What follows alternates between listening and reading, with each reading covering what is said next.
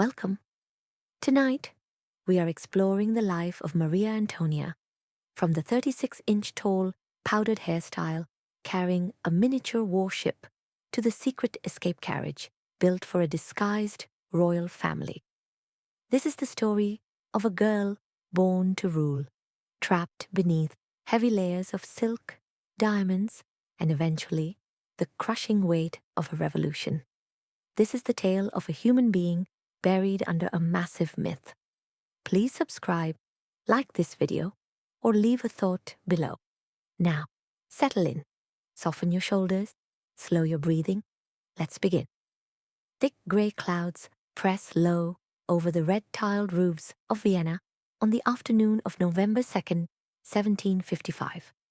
The air outside sits at exactly 40 degrees Fahrenheit. Inside the thick stone walls of the Hofburg Palace, hundreds of beeswax candles burn inside gilded brass sconces bolted to the plaster walls. Melted yellow wax runs down the sides of the candles and drips onto the metal plates below the wicks. The scent of pine wood smoke drifts through the long, vaulted corridors from the fireplaces burning in the adjacent rooms. Men in knee-length silk coats and powdered white wigs stand in groups across the antechamber floor. White starch powder falls from their wigs and settles onto the velvet collars of their coats. The hard leather heels of their shoes tap against the polished black and white marble tiles. The men hold folded pieces of stiff parchment in their hands. They speak in low voices, vibrating their vocal cords just enough to pass the sound to the men standing directly next to them. The black ink on the parchment details the physical movement of the earth from the previous day, the 1st of November. Men on horses rode across the continent, carrying these specific letters inside leather saddlebags. Red wax seals coat the edges of the paper, broken down the center by the thumbs of the courtiers. The ink forms words describing the ground fracturing in the coastal city of Lisbon. The letters describe limestone buildings cracking and collapsing into the dirt streets. They detail ocean water rising 30 feet into the air and rushing over the wooden docks, flooding the stone walkways of the city. The courtiers fold the parchment along the existing creases, slide the letters into the deep pockets of their silk coats, and turn their eyes toward the heavy oak doors of the royal bedchamber. Inside the Empress's bedchamber, the air is stagnant and measures over 80 degrees. A large fire consumes thick logs of dried oak inside a white marble hearth.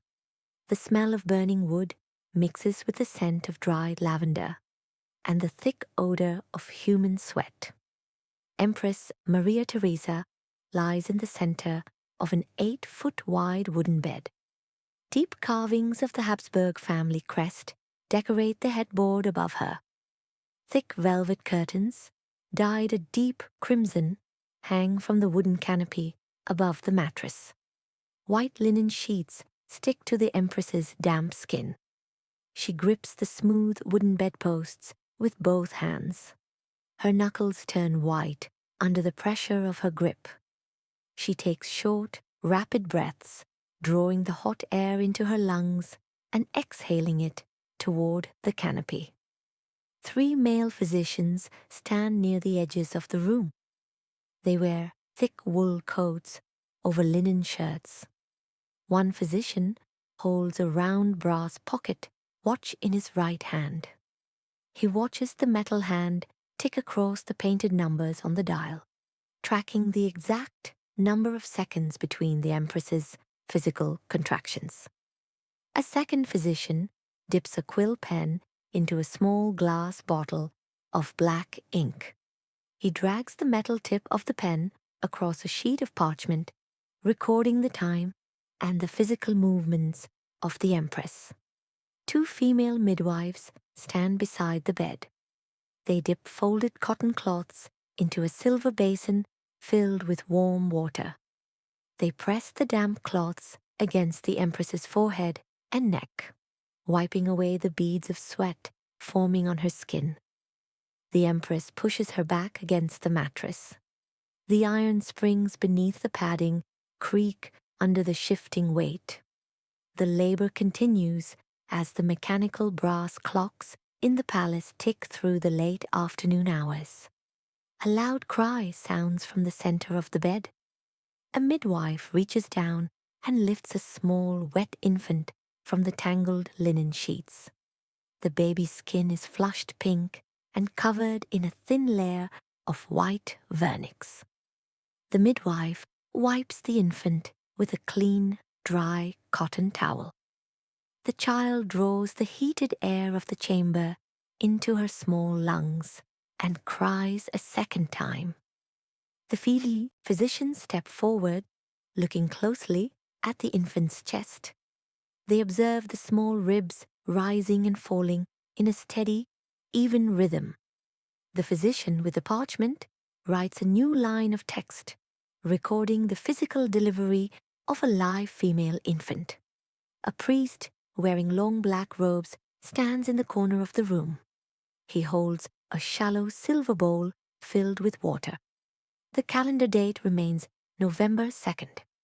The Church designates this specific rotation of the earth as All Souls' Day, a day when priests wear black vestments and burn beeswax candles for the deceased. The baby receives the name Maria Antonia Josefa Johanna. The infant weighs roughly 7 pounds. She measures exactly 20 inches from the top of her head to the bottom of her heels.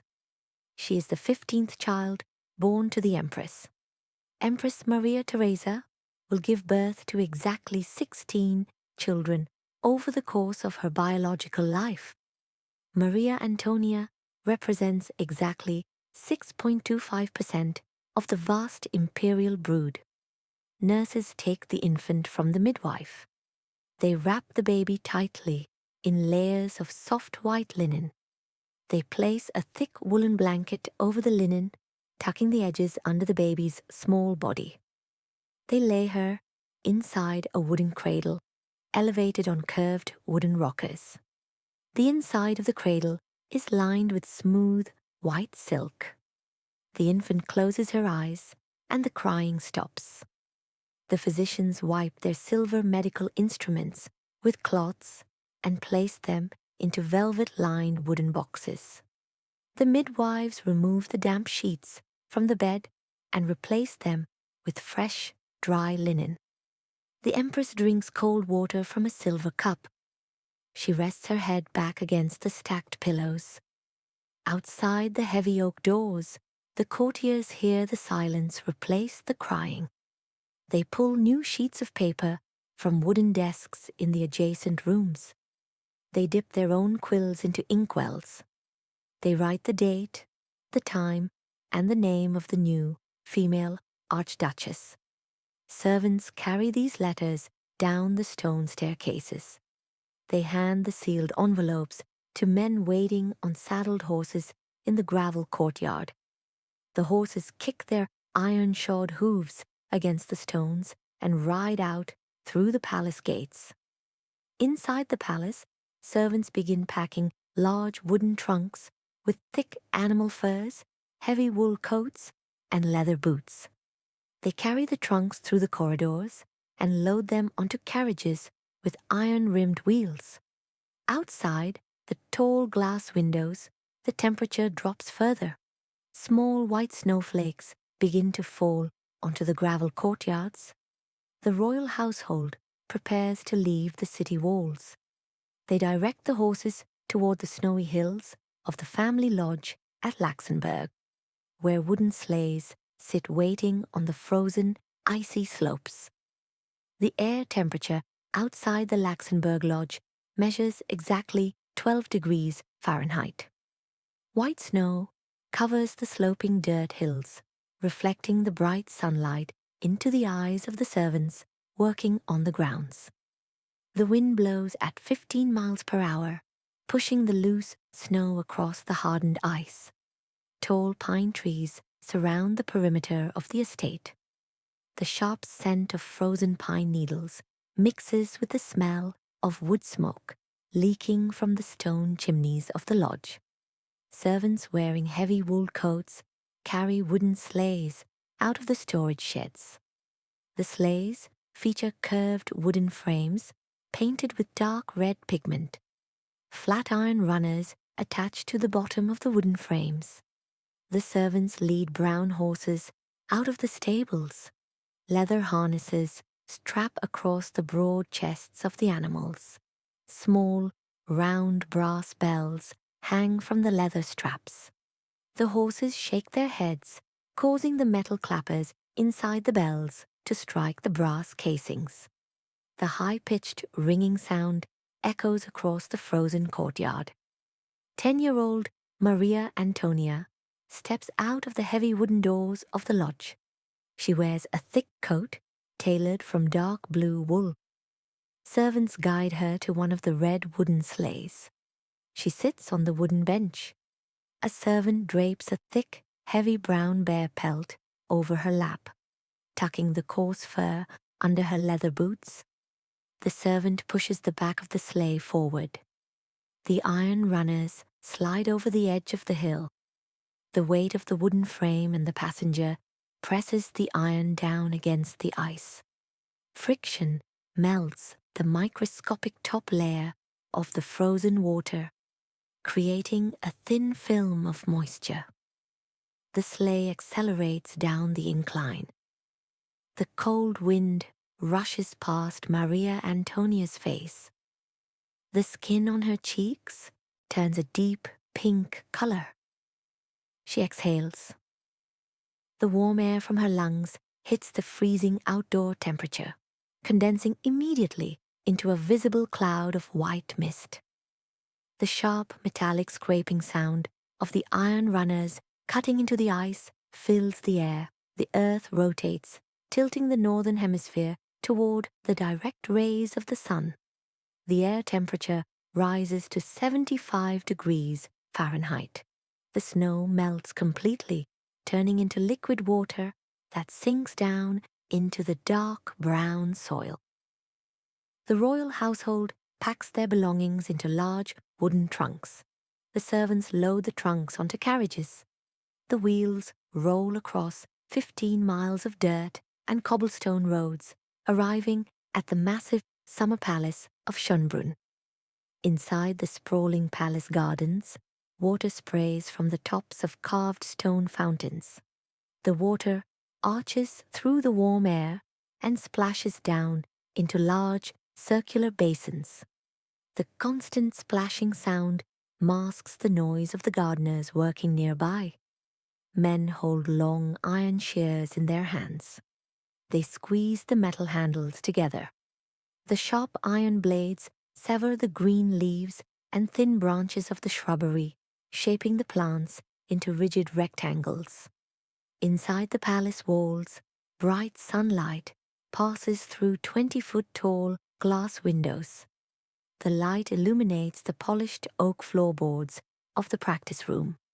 Servants rub soft beeswax directly into the wood grain, creating a highly reflective, slippery surface. The sweet, heavy scent of the wax lingers in the stagnant air of the room. Maria Antonia stands precisely in the center of the floor. She wears a light blue silk dress. The thin fabric stretches tightly over a wide framework of stiff whalebone hoops, pushing the skirt out 3 feet on either side of her waist. A male dance instructor stands 10 feet away. He holds a smooth wooden cane. He lifts the cane and strikes the metal tip forcefully against the oak floorboards. The sharp clack echoes off the plaster walls. He counts the steady rhythm aloud, speaking in slow, measured syllables. Maria Antonia steps forward, placing her weight on her right foot. The flat leather sole of her shoe slides across the layer of beeswax. She bends her knees, lowering her body toward the floor. She keeps her spinal column completely straight. Her chin remains perfectly parallel to the ground. She extends her arms outward, moving her hands through the empty air in precise, calculated arcs. She shifts her weight, steps to the side, and repeats the exact same sequence of physical movements. Down the long hallway, Empress Maria Theresa sits behind a massive, rectangular desk carved from dark mahogany wood. The enclosed room smells heavily of dried ink and old parchment. A large paper map of the European continent rests flat on the wooden surface. Black ink lines divide the white paper into distinct geographical territories. The words France, Spain, and Naples appear in thick, cursive letters inside the bordered regions. The Empress holds a small oval portrait painted directly onto a thin disc of white ivory. The paint forms the face of one of her older daughters. She places the ivory disc flat onto the section of the paper map labeled Naples. She picks up a long feather quill, dips the metal nib into a glass bottle of black ink, and writes a name on a separate sheet of parchment. She picks up another painted miniature showing the face of a different daughter. She places this second disc onto the section of the map labeled France. She holds a stick of red wax over the flame of a burning candle. The wax melts and drips onto the parchment. She presses a heavy brass stamp into the hot wax, sealing a binding legal contract for a future royal marriage. Maria Antonia walks into the quiet study. Her hard-heeled shoes tap rhythmically against the stone floor. She stops exactly 5 feet from the edge of the mahogany desk. She pulls her right foot back, bends both knees, and lowers her body down toward the stone tiles. The wide silk skirt crumples and pools entirely around her. She lowers her head, pointing her eyes directly at the grey stones. The Empress keeps her hands resting flat on the map. She looks down at the young girl. She tilts her head forward once and brings it back up. She picks up a thick book bound in stiff brown leather from the corner of the desk. She extends her right arm forward, presenting the book to the child. Maria Antonia rises from her curtsy, takes the heavy book in both hands, and steps backward toward the heavy oak door. The physical space between the two bodies remains exactly 5 feet. The continuous cycle of the seasons moves forward. The green leaves on the oak trees outside the palace windows turn a dark yellow color. The stems detach from the branches. The leaves fall down onto the white gravel paths. It is the middle of October in the year 1762. The air temperature cools to exactly 50 degrees Fahrenheit. Servants carry long wooden sticks with lit wicks at the ends. They light the beeswax candles positioned inside the brass wall sconces of the Schönbrunn music room.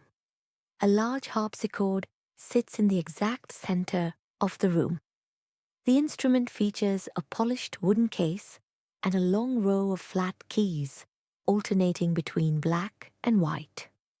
Thick metal strings stretch tightly across the hollow soundboard inside the casing. Heavy wooden doors at the far end of the marble hallway swing open. The sound of small, rapid footsteps echoes loudly against the stone walls. The footsteps move continuously closer to the open archway of the music room. A 6-year-old boy, wearing a tailored purple velvet coat, walks onto the polished oak floorboards. The 6-year-old boy wears a tailored coat constructed from dark purple velvet. Thin wires of solid gold thread weave through the heavy fabric, forming floral patterns along the cuffs. Small brass buttons run down the center. He walks forward across the polished oak floorboards of the Schönbrunn music room. The flat leather soles of his shoes squeak against the thick layer of beeswax coating the wood grain. His father walks exactly 3 paces behind him. The air in the room measures exactly 68 degrees Fahrenheit. The smell of melted beeswax and burning animal tallow hangs in the stagnant air. The boy walks toward the large harpsichord positioned in the center of the room. The polished wooden casing reflects the yellow light from the candle flames. The boy shifts his body weight onto his left foot. The smooth leather on the bottom of his shoe loses traction on the waxed oak surface. His foot slides rapidly outward along the horizontal plane of the floorboards. His center of gravity shifts backward. He falls downward. His upper back and shoulders strike the hard wood simultaneously. The physical impact creates a loud, flat thumping noise. The sound waves bounce off the hard plaster walls and the tall glass windows. The boy lies flat on his back. Small white dust particles float in the beams of bright sunlight passing through the window panes. 7-year-old Maria Antonia stands exactly 10 feet away. She wears a pale pink silk dress stretched tightly over a stiff whalebone corset. She takes 4 quick, consecutive steps across the waxed floorboards. Her flat-heeled leather shoes tap sharply against the wood. The heavy silk fabric of her skirt swishes as the material rubs together. She stops right next to the boy's head. She bends her knees, lowering her torso toward the floor. She extends her right arm forward and opens her small hand. The boy reaches his right arm up and grasps her fingers. She tightens her grip, wraps her fingers around his hand, and pulls her arm upward. The boy pushes his left hand against the wood and rises back to a standing position. The boy uses his hands to brush his purple velvet coat, knocking small white dust particles into the air. He tilts his head upward and points his eyes directly at the face of the young archduchess. He opens his mouth, exhales, and vibrates his vocal cords, pushing modulated sound waves through the 68-degree air. He asks the 7-year-old girl to marry him. The adult courtiers standing along the edges of the room pull the corners of their mouths upward. Empress Maria Theresa sits in a wooden chair covered in red velvet padding. She tilts her head down and back up. A court secretary dips the sharp metal nib of a quill pen into a small glass bottle of black ink and writes the boy's exact words onto paper. The boy walks to the harpsichord and sits on a wooden bench. He presses his fingertips down against the flat ivory keys. The keys push wooden jacks upward inside the casing. Small pieces of quill attached to the jacks pluck the tightly stretched metal strings. The strings vibrate, producing a rapid sequence of musical notes. Over the next 5 years, Maria Antonia sits on the exact same wooden bench. She pushes down the keys, forcing the internal wooden mechanisms to pluck the brass and iron strings. She coordinates the movements of all 10 fingers, striking the correct keys in the sequence dictated by the black ink printed on the paper. She learns the physical mechanics of 2 additional musical instruments. She holds a long cylinder of carved wood horizontally across her face. She presses her lips against a circular hole near the left end of the flute. She exhales warm air directly into the cylinder. She presses her fingertips down over the smaller holes drilled along the wood, altering the vibrating air column to change the pitch. She also sits behind a massive, triangular wooden harp. The harp features 47 distinct strings stretched tightly across the carved frame. She hooks her fingertips behind the thick strings pulls them backward, and releases them. The strings snap back into alignment, vibrating rapidly to generate low, sustained sounds. Over the span of several years, repeated friction builds thick, hard calluses on the skin of her fingertips. She masters exactly 3 distinct musical instruments. This yields a 100% success rate in her physical instrumental training. A tutor places a stack of paper bound in heavy brown leather onto a wooden desk. The pages contain columns of black text detailing Latin grammar and historical dates. Maria Antonia sits in a wooden chair in front of the desk. She points her eyes at the black ink. She shifts her body weight on the wooden seat. She taps the hard leather toe of her shoe against the oak floorboards. She reaches her hands forward, closes the thick leather cover, and pushes the heavy book 2 feet across the wooden desk. She stands up and walks out the wooden door. The Earth continues its orbit. The calendar changes to the year 1769. The royal household leaves the summer palace and returns to the Hofburg Palace in Vienna. The air temperature drops to 35 degrees Fahrenheit. Men wearing dark wool coats and white powdered wigs carry large rolls of paper down the vaulted stone corridors. They carry leather satchels filled with sharp brass compasses and wooden rulers. They unroll the large paper maps onto flat oak tables. The maps show the geographical borders of the European continent drawn in black ink. The men point their index fingers at a jagged line of ink. This single line separates the physical territory of the Austrian Empire from the physical territory of the Kingdom of France. A man wearing a white powdered wig presses his right index finger down against the black ink line on the paper map. The physical downward pressure pushes the blood away from the skin under his fingernail, turning the nail bed a stark white. He drags the pad of his finger across the rough texture of the paper, following the jagged boundary line westward toward the printed word Versailles. Another man sits at a wooden table in the same room. He dips a sharp brass quill into a glass jar filled with liquid black ink. He presses the wet metal tip onto a thick piece of flat parchment. He drags the quill across the coarse paper. The black ink pools into the indentations of the paper fibers, forming cursive letters. The letters spell the name Louis Auguste, Dauphin of France. Beside it, he writes the name Maria Antonia. The man picks up a long stick of solid red wax. He holds the tip of the wax over the yellow flame of a burning beeswax candle. The heat melts the solid red block into a thick liquid. The smell of burning pine resin rises from the hot wax. Drops of the hot red liquid fall from the stick and land on the bottom corner of the parchment. The man sets the stick down. He picks up a heavy brass cylinder. He presses the flat metal bottom of the cylinder directly into the pool of hot wax.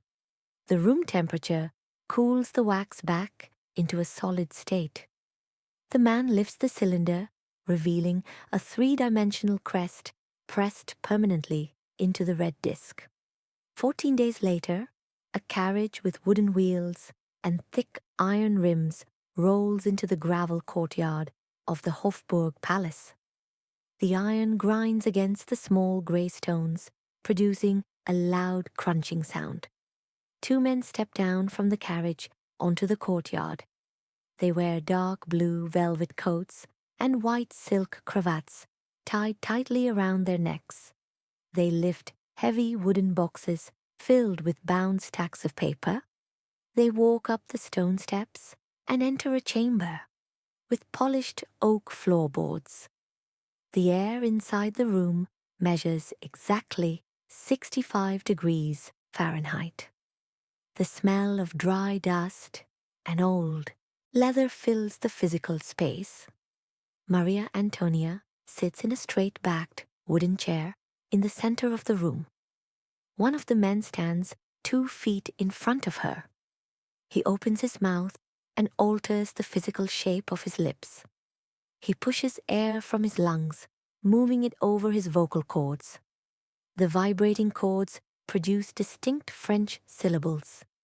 He instructs the 14-year-old girl to replicate the exact sounds. Maria Antonia opens her mouth. She presses the tip of her tongue against the back of her upper front teeth. She exhales and vibrates her vocal cords. The resulting sound waves travel through the air of the room. The physical shape of her palate and the established muscle memory of her jaw alter the frequencies of the sound. She pronounces the French vowels while pressing her tongue firmly against her palate, recreating the hard consonant sounds of the German language. The tutor taps a solid wooden baton against the top of a desk and repeats the syllables. She practices these specific facial movements and sounds for exactly 2 hours each day. Another tutor carries a flat wooden board into the room. He instructs the Archduchess to stand up from the chair. He places the flat oak board directly against her spine. He wraps long linen straps around her shoulders and pulls the straps tight against her collarbones. The physical pressure forces her shoulder blades backward. The wooden board holds her vertebrae in a completely straight, vertical line. He ties the linen straps into tight knots. She steps forward across the oak floorboards. The leather soles of her shoes slide across the thin coating of beeswax. She walks from the tall glass window to the heavy wooden door and walks back again. The tutor watches the horizontal alignment of her chin. He holds a brass measuring tape beside her head. He checks the exact physical distance from the oak floorboards to the crown of her skull. A French physician opens a leather satchel on a small wooden table. He removes a spool of thin metal wire and a pair of iron forceps. He instructs Maria Antonia to open her mouth. He places the metal wires around the enamel of her teeth. He tightens the wires with the iron forceps. The metal applies continuous physical pressure to the teeth and the surrounding bone. Over the next 3 months, the roots of her teeth shift inside her jawbone. The teeth move into a perfectly straight, horizontal line. Seamstresses walk into the chambers carrying heavy bolts of silk. The silk threads reflect the sunlight entering through the glass windows. The seamstresses hold iron shears. They close the sharp metal blades together, cutting the silk into large panels. The shear blades make a sharp, metallic clipping sound as they slice through the thick fabric. The women thread thin metal needles with strong cotton string. They push the metal needles through the overlapping layers of fabric, pulling the string tight. They assemble dresses matching the specific physical dimensions measured by the tutors. They sew stiff whalebone stays into the interior linings of the corsets. The dense whalebone holds the silk fabric completely rigid. The stiff bodice forces the wearer to maintain an upright posture. The Earth continues its orbit around the Sun. The paper calendar on the wall displays April 1770. The air temperature outside the palace rises to 55 degrees Fahrenheit. Small green buds emerge from the branches of the oak trees in the palace gardens. Servants carry the newly sewn silk dresses out of the sewing rooms. They fold the garments and place them inside large wooden trunks lined with white linen. They lock the brass hinges of the trunks. Men lift the heavy wooden boxes and carry them down the stone staircases. In the gravel courtyard below, stable hands brush the coarse coats of nearly 400 horses. The metal bristles of the brushes pull loose brown and black hairs from the animal's skin. The horses exhale hot breath into the cool morning air. The stable hands strap thick leather harnesses over the horses' backs. They attach the leather straps to the wooden frames of exactly 57 distinct carriages. In the exact center of the courtyard sits a single carriage constructed with large glass windows and panels of solid gold. The sunlight hits the gold panels, reflecting a bright yellow glare onto the stone walls of the palace. The carriage wheels stand 5 feet tall. Thick iron bands wrap around the wooden rims. The heavy metal bands rest directly on the grey gravel. Drivers climb onto the elevated wooden benches at the front of the carriages. The wooden benches creak under their weight. They wear heavy wool coats and thick leather gloves. They hold thick leather reins in their gloved hands. They pull back on the reins, pulling the iron bits against the corners of the horses' mouths. The horses stomp their iron-shod hooves against the gravel, waiting for the Archduchess to walk down the stone steps and begin the 600-mile journey west. The air inside the Augustinian church on the 19th of April, 1770, sits at 48 degrees Fahrenheit. Sunlight passes through the tall stained glass windows, projecting colored beams of red, blue, and green light onto the flat gray stone floor. The stone floor stretches for 100 feet toward the front altar. The sharp scent of burning frankincense resin hangs in the still air. White smoke rises from a brass censer, swung by a priest in white linen robes. The metal chains of the censer clink together with a sharp, rhythmic, ticking sound. The smell of the smoke mixes with the scent of melting beeswax from hundreds of candles placed in iron stands. 14-year-old Maria Antonia stands near the wooden altar. She wears a dress of heavy silver brocade cloth. Threads of solid silver weave through the silk base. The stiff fabric scratches against her forearms when she moves her elbows. Her older brother, Archduke Ferdinand, stands directly to her right. He wears a dark military coat covered in braided gold cords. The flat leather soles of their shoes rest entirely flat against the cold stone floor. The priest speaks Latin words, vibrating his vocal cords to project the sound off the high vaulted ceiling. The syllables echo across the empty wooden pews. The priest holds a flat sheet of thick parchment and a long feather quill dipped in black ink. The Archduke takes the quill and presses the sharp metal tip against the rough paper. The tip scratches across the surface, leaving a trail of wet, black ink. He reaches into his coat pocket and pulls out a smooth gold ring. He places the gold band onto the fourth finger of Maria Antonia's right hand. The solid metal is cold against her skin. The physical exchange of the gold band and the wet ink on the parchment completes the proxy marriage. The heavy wooden doors of the church swing open on their iron hinges.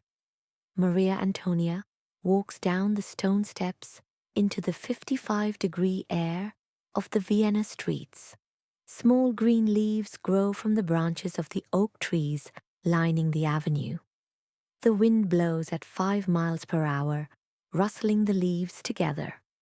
She walks toward the large carriage positioned in the center of the road. The exterior panels consist of solid gold and clear glass.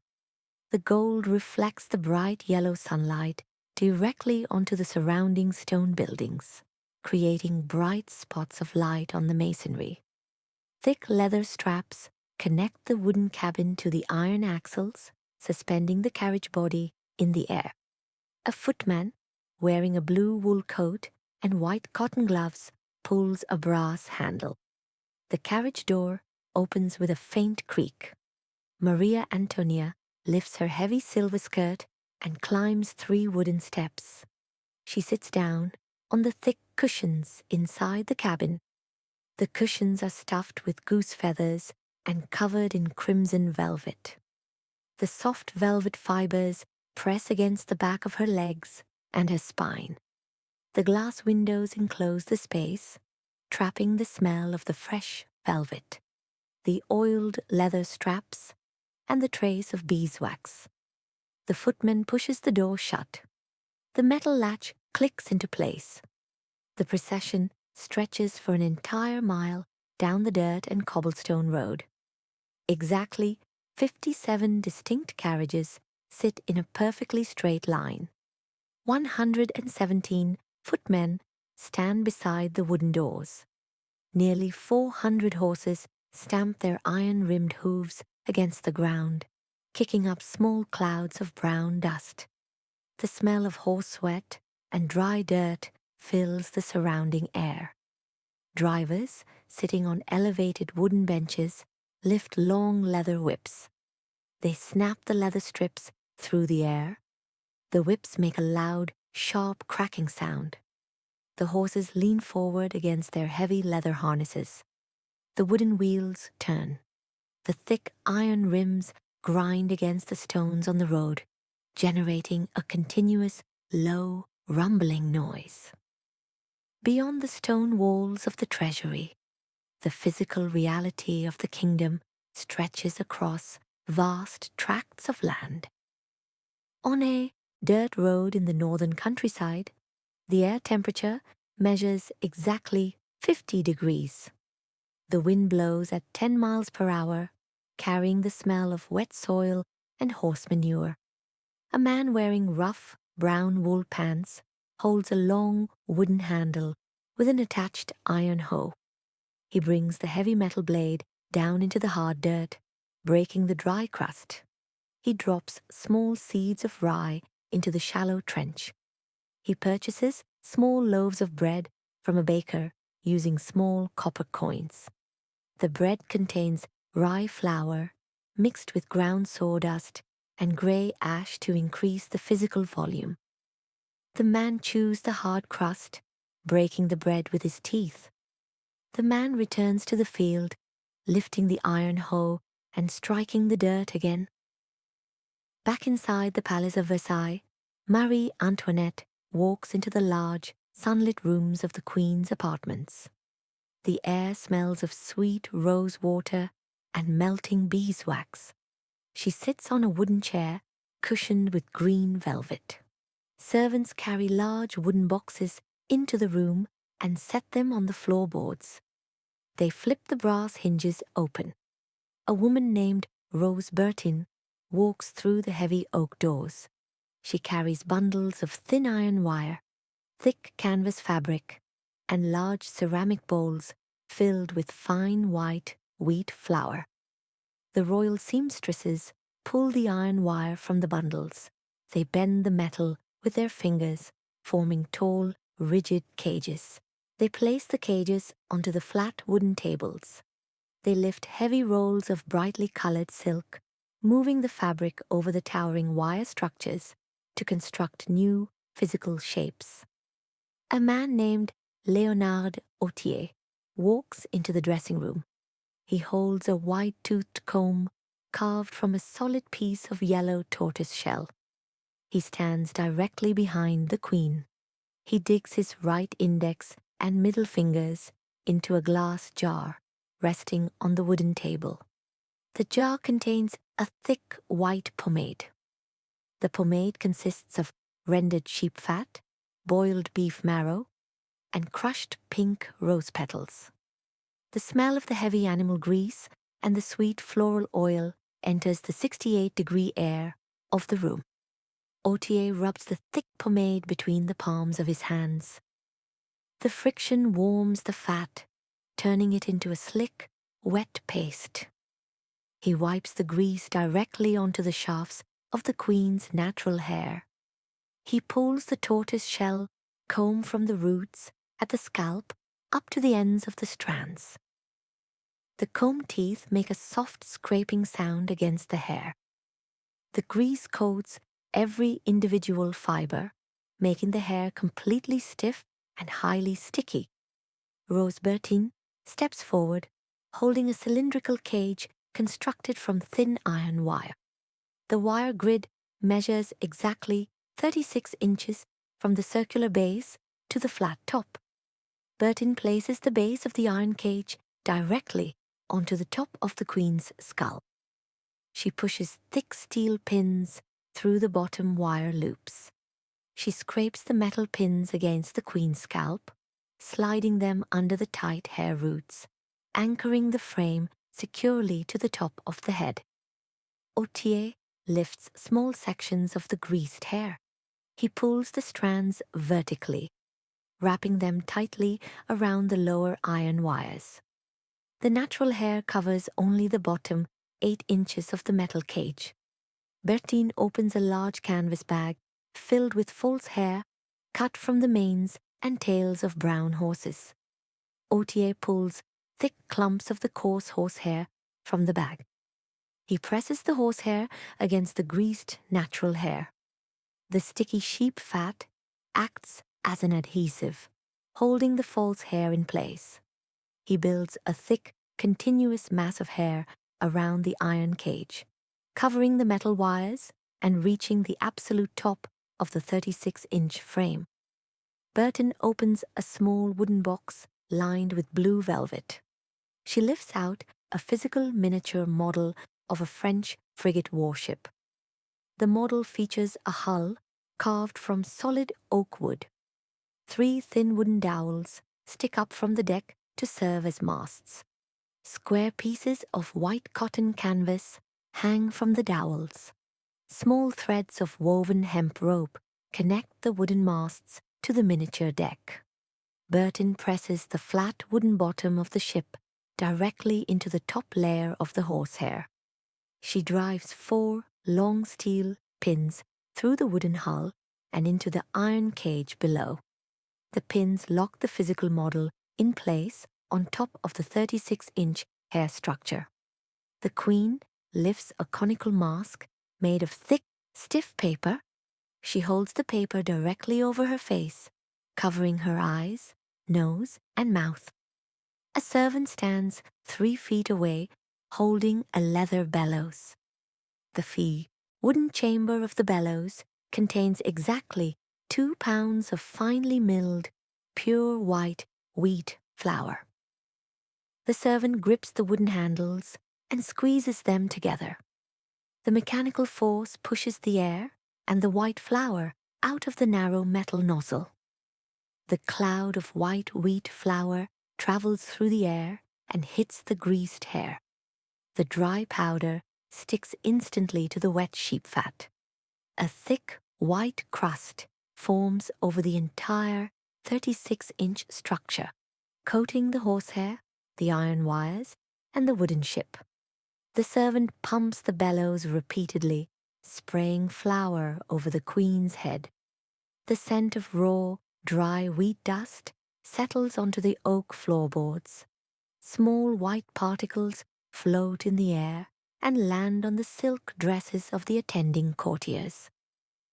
The queen removes the paper mask from her face. She stands up from the wooden chair. The top of the wooden mast reaches exactly 8 feet and 4 inches above the floorboards. She walks out of the dressing room, her leather shoes tapping against the wood. She walks out the heavy oak doors and approaches a carriage in the gravel courtyard. The interior roof of the carriage measures exactly 5 feet from the floorboards. The queen steps inside. She bends her knees and places her kneecaps directly onto the wooden floorboards of the carriage. She remains completely kneeling on the floor for the entire ride, physically preventing the top of the wooden ship from striking the carriage ceiling. 12 miles away, On the wet cobblestone streets of Paris, the air measures exactly 42 degrees Fahrenheit. The smell of burning oak wood and damp stone fills a small bakery. A baker pulls a long wooden paddle from a hot brick oven. A single round loaf of bread rests on the scorched wood. The bread contains dark rye flour mixed with river water and grey ash. A woman wearing a patched grey wool dress places 30 copper coins onto the wooden counter. The metal coins make a sharp clinking sound against the wood. A labourer swings a heavy iron hammer for exactly 14 consecutive hours to acquire these specific 30 coins. The baker sweeps the copper coins into a leather pouch. He hands the dense loaf of bread to the woman. At the exact same time, servants at the Palace of Versailles open heavy canvas sacks containing fine white wheat flour. They scoop the grain out of the sacks using wooden bowls.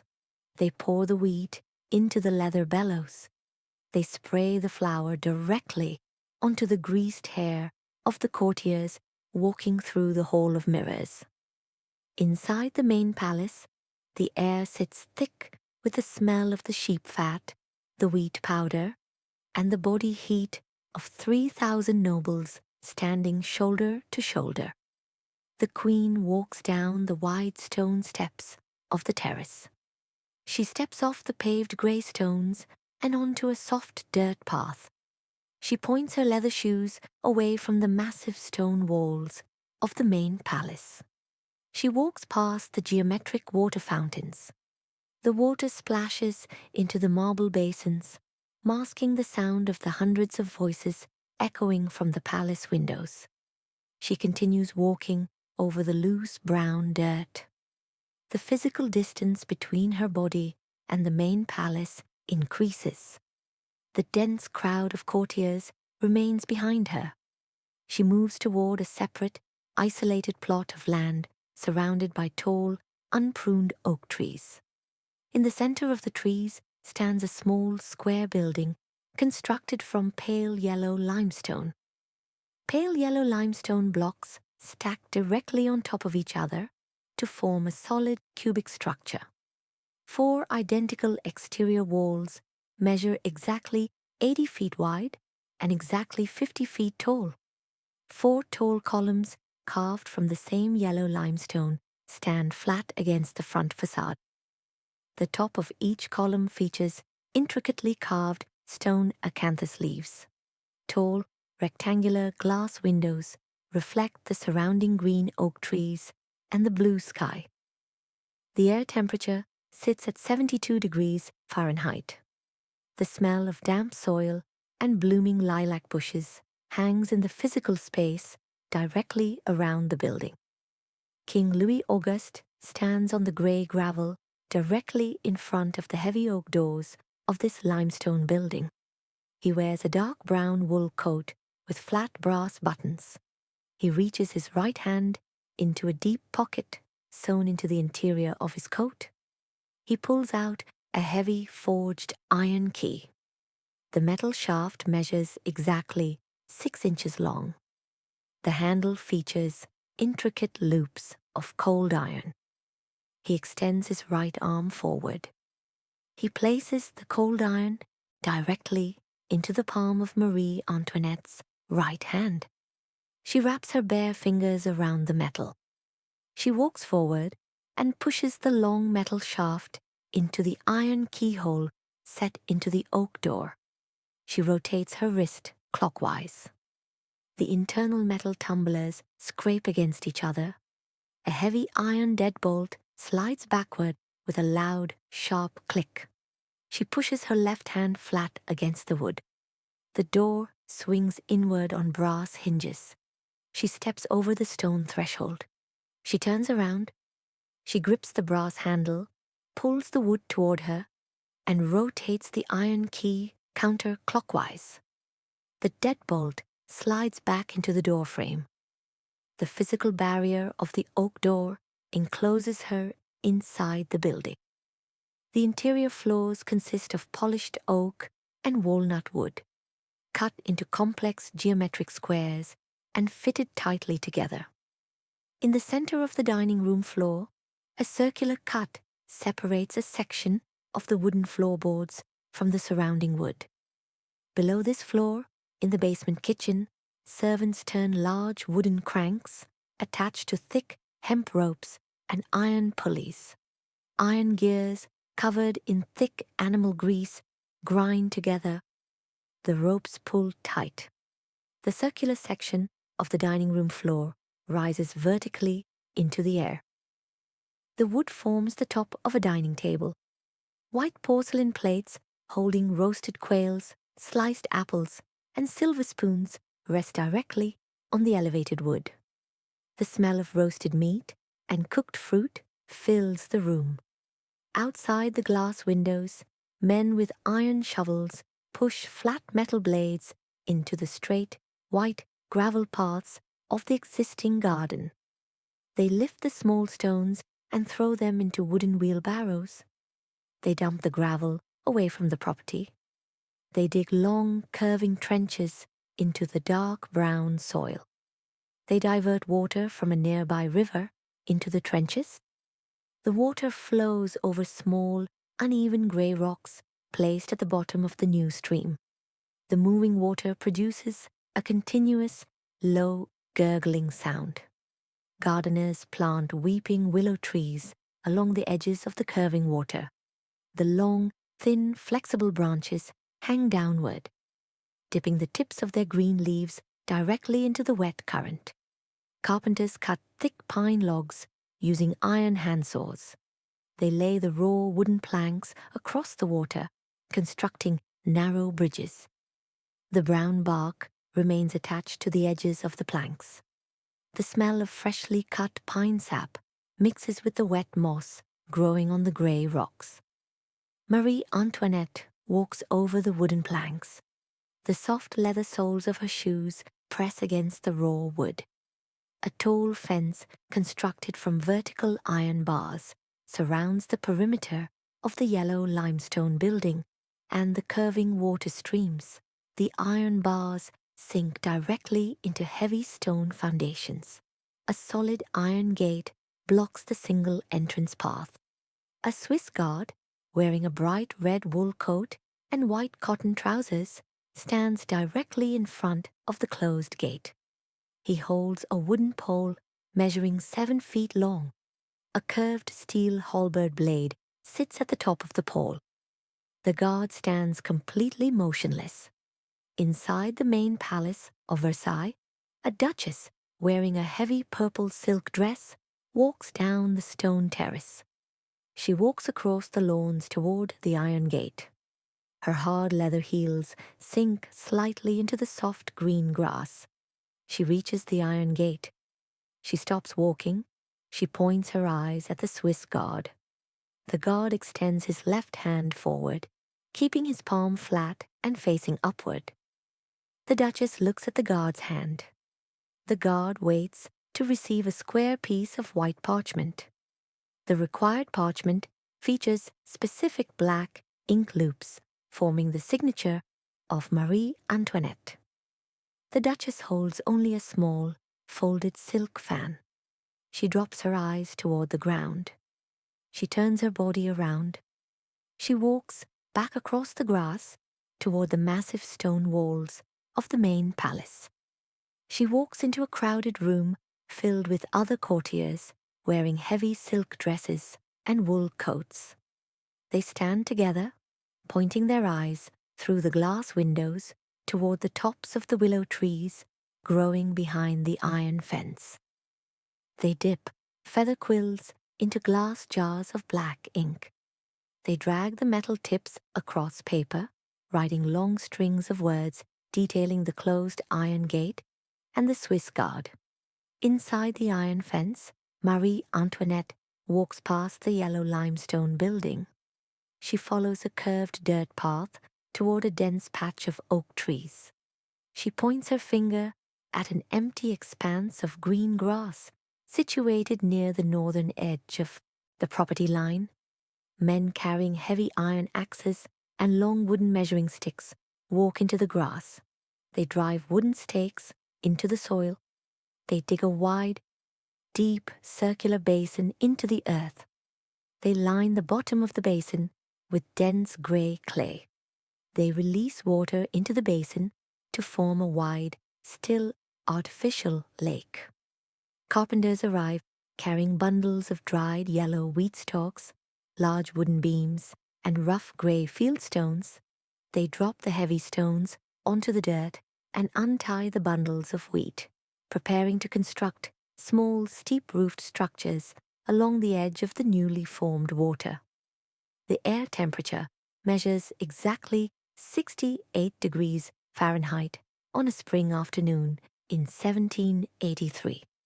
Sunlight reflects off the flat surface of the newly dug artificial lake. Carpenters stand on wooden ladders near the water's edge. They layer bundles of dried yellow wheat stalks over steep wooden roof beams. They tie the stalks down with thick hemp ropes. The dry wheat stalks overlap, forming a thick, dense thatch roof. Masons spread wet grey mortar over the exterior walls of the newly built cottages. They drag the sharp edges of their iron trowels through the wet plaster.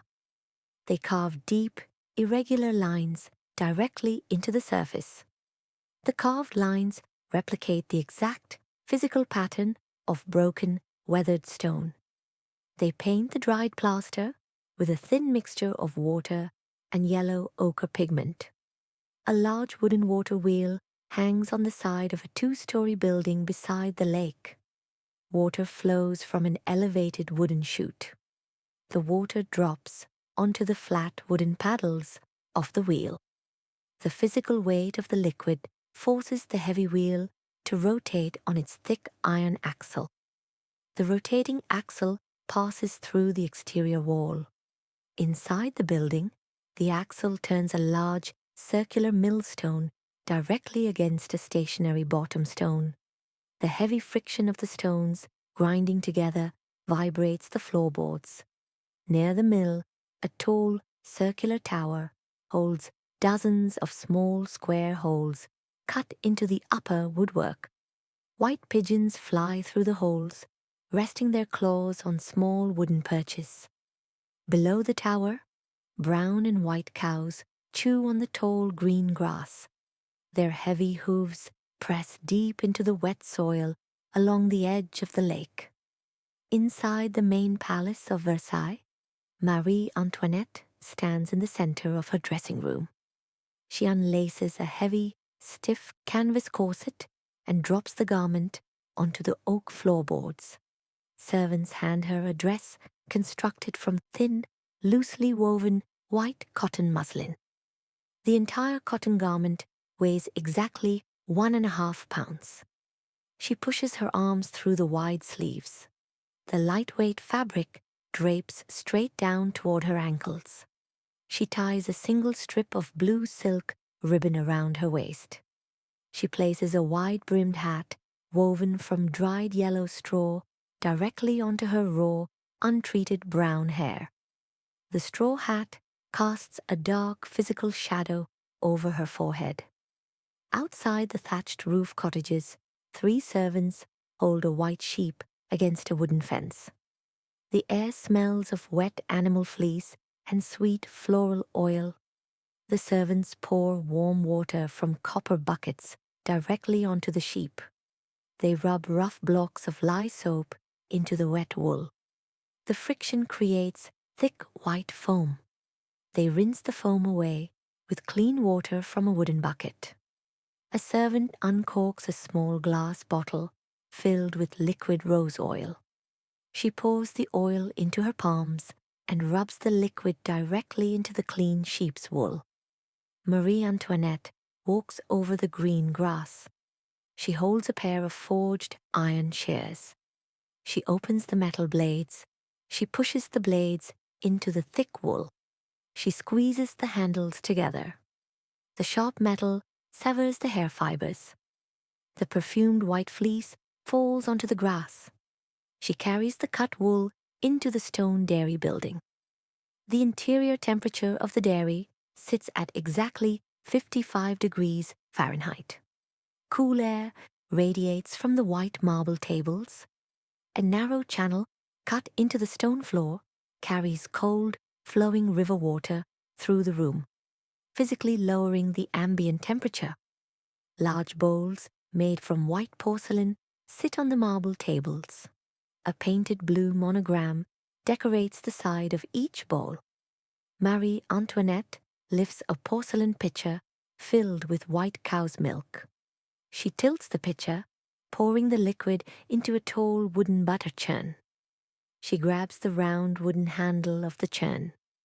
She pushes the handle up and down. The internal wooden dasher strikes the liquid cream. The thick liquid sloshes against the wooden sides, creating a continuous, rhythmic splashing sound. The physical agitation forces the small fat globules to clump together. Solid lumps of bright yellow butterfat float to the top of the thin, watery buttermilk. Exactly 3 miles outside the tall iron gates of the Versailles estate, the air temperature measures 50 degrees. A woman kneels in a patch of hard brown dirt. She wears a dress made from coarse, natural brown wool. Thick layers of dried mud coat the hem of the fabric. Her fingernails are cracked and packed with black soil. She digs her bare fingers deep into the earth. She pulls a small, shriveled root from the ground. The smell of cow manure and wet wood ash blows across the flat, treeless field. She walks to a small hut constructed from woven wooden sticks and dried mud. Cold wind blows through the open gaps in the mud walls, pressing directly against the woman's skin. The dirt floor inside the hut remains completely damp. A small fire burns in a circle of blackened rocks. Thin grey smoke rises from the wet wood. The smoke enters the woman's eyes, causing her tear ducts to release saline fluid down her dirt-streaked cheeks. She places the root, still covered in dark soil, into a chipped clay pot filled with boiling river water. The earth continues its orbit. The paper calendars on the walls turn to the month of December in the year 1778. The outdoor temperature drops to 28 degrees Fahrenheit. White snow falls from the grey clouds. The snow lands onto the thatched roofs of the cottages, accumulating in thick white layers over the dried wheat stalks. Inside the massive stone walls of the main palace, servants carry bundles of dry oak logs into the queen's private bedchamber. They stack the rough wood inside the large marble fireplace. They strike pieces of iron against hard flintstones. Orange sparks land on dry cotton kindling. The cotton catches fire. The flames spread to the oak logs, emitting bright light and intense heat into the room. The ambient air temperature inside the bedchamber rises rapidly to 85 degrees Fahrenheit. Dozens of courtiers in heavy wool coats walk through the open oak doors. Their hard leather shoes click rapidly against the oak floorboards. They walk toward the large wooden bed in the center of the room. The courtiers press their shoulders tightly together. The combined body heat from the assembled humans pushes the room temperature even higher. They fill the physical space completely around the mattress, exhaling warm carbon dioxide into the stagnant air. The air temperature inside the Queen's bedchamber on the 19th of December, 1778, climbs from 85 degrees to 92 degrees Fahrenheit. 200 men and women stand on the woven wool rug covering the oak floorboards. They wear thick winter coats made of heavy wool and lined with animal fur. Their physical bodies occupy the entire open space between the plastered walls and the central wooden bed. The heat radiating from 200 human bodies warms the stagnant air. Drops of saline sweat form on their foreheads, running down their skin and soaking into the stiff white linen collars of their shirts. The smell of unwashed human skin, damp wool, and stale wheat starch fills the physical space. Marie Antoinette lies flat on the mattress. The thick crimson velvet curtains hang tied back against the wooden bedposts with thick gold ropes. She wears a thin white cotton chemise. Sweat coats her face and neck. The muscles in her abdomen contract sharply. She grips the wooden frame of the bed with both hands. Her knuckles turn white under the physical pressure. She expels hot air from her lungs. The courtiers push closer to the bed. The soles of their hard leather shoes scrape against the floorboards.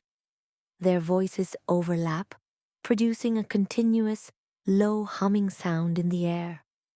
The high temperature and the dense concentration of carbon dioxide in the room alter the physiological state of the 23-year-old queen.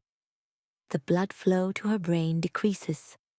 The skeletal muscles in her arms relax.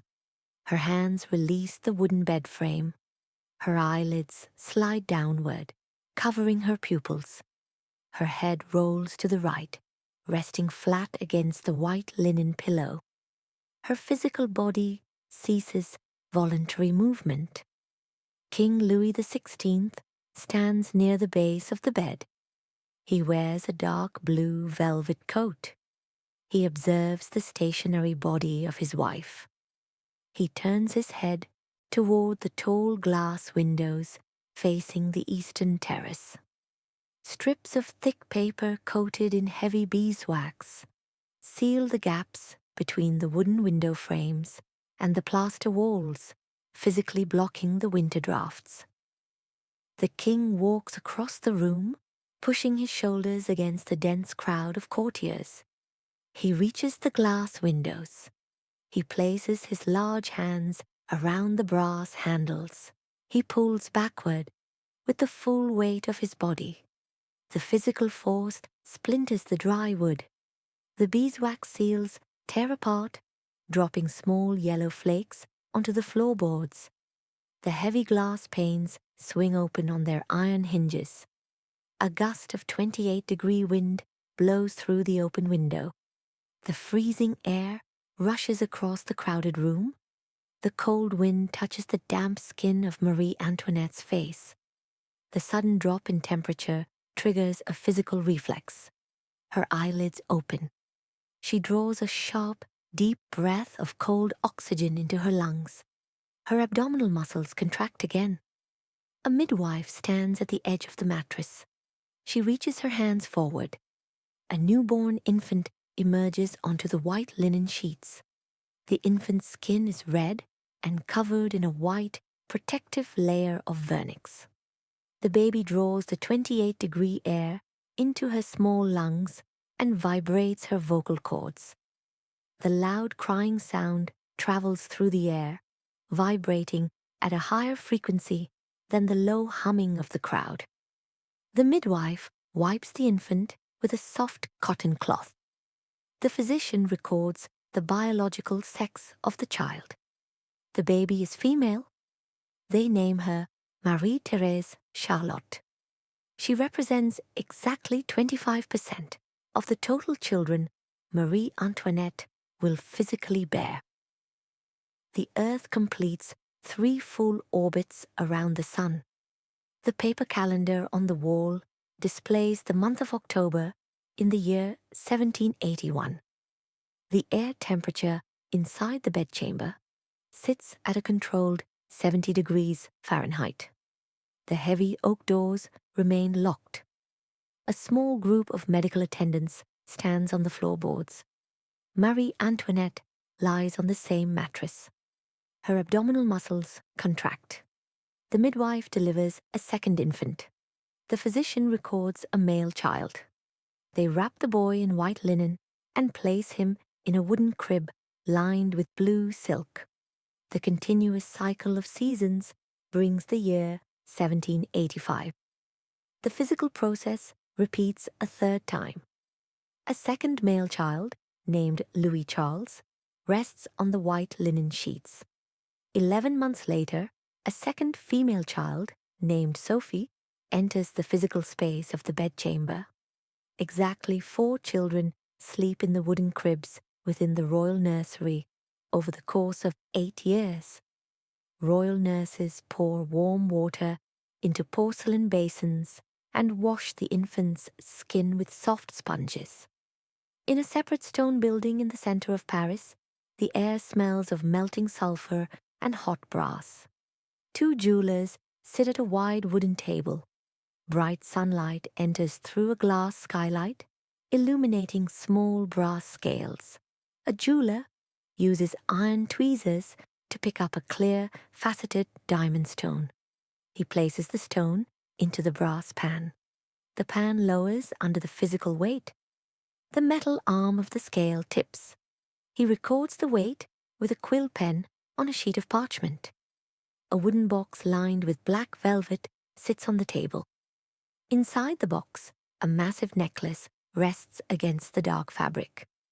The jewelry consists of exactly 647 individually cut diamond stones.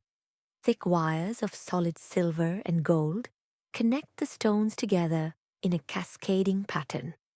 The faceted clear stones reflect the bright sunlight from the skylight, projecting small white beams of light onto the plaster walls.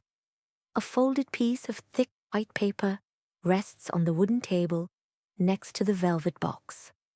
Black ink loops across the bottom of the paper, forming the specific letters of the Queen's name. The air temperature inside the Grove of Venus at the Versailles Gardens measures exactly 60 degrees Fahrenheit on an August night in 1784. Tall green hedges block the faint moonlight from illuminating the white gravel paths. The smell of damp soil and blooming jasmine flowers fills the humid air. A man wearing a long dark coat stands on the gravel. He is Cardinal de Rohan. He shifts his weight from his left foot to his right foot. The leather soles of his shoes compress the small white stones, producing a continuous crunching sound. He holds a single red rose in his right hand. The sharp wooden thorns press into the soft leather of his gloves. A woman walks around the corner of the hedges. She wears a dress constructed from thin, loosely woven white cotton muslin. A wide-brimmed straw hat rests on her head, casting a dark physical shadow over her face. She steps onto the gravel path. She walks toward the cardinal. She stops exactly 2 feet in front of him. She hands him a folded piece of thick paper. The cardinal reaches out and presses the red rose into her palm. The woman turns her body. She walks back around the hedges. Her footsteps fade into the ambient noise of the wind blowing through the oak leaves. The woman in the white cotton dress is a local prostitute. The cardinal holds the paper, looking at the retreating white fabric. Inside a cramped third-floor room in the city of Paris, the air smells of sulfur, melting animal tallow, and iron gall ink. A man named Rétaux de Villette sits in a wooden chair. A lit beeswax candle burns on the flat desk in front of him. He holds a piece of thick parchment. He dips a sharp metal quill into a glass bottle of black ink. He points his eyes at a separate sheet of paper holding a sample of handwriting. He presses the wet metal tip of his quill onto the blank parchment. He drags the quill across the coarse fibers of the paper. He moves his wrist in precise, calculated circles. The black ink flows from the metal tip, pooling into the indentations of the paper. The wet ink forms the specific letters spelling the name Marie Antoinette de France. He picks up a small wooden shaker. He drops fine grains of dry sand over the wet letters. The sand absorbs the excess moisture. He blows air from his mouth, pushing the loose sand off the paper onto the floorboards. The dry black ink remains permanently embedded in the parchment. The physical piece of parchment travels to the shop of the Parisian jewelers. The jewelers point their eyes at the black ink loops. They observe the handwritten name. They close the lid of a black velvet box resting on their wooden counter.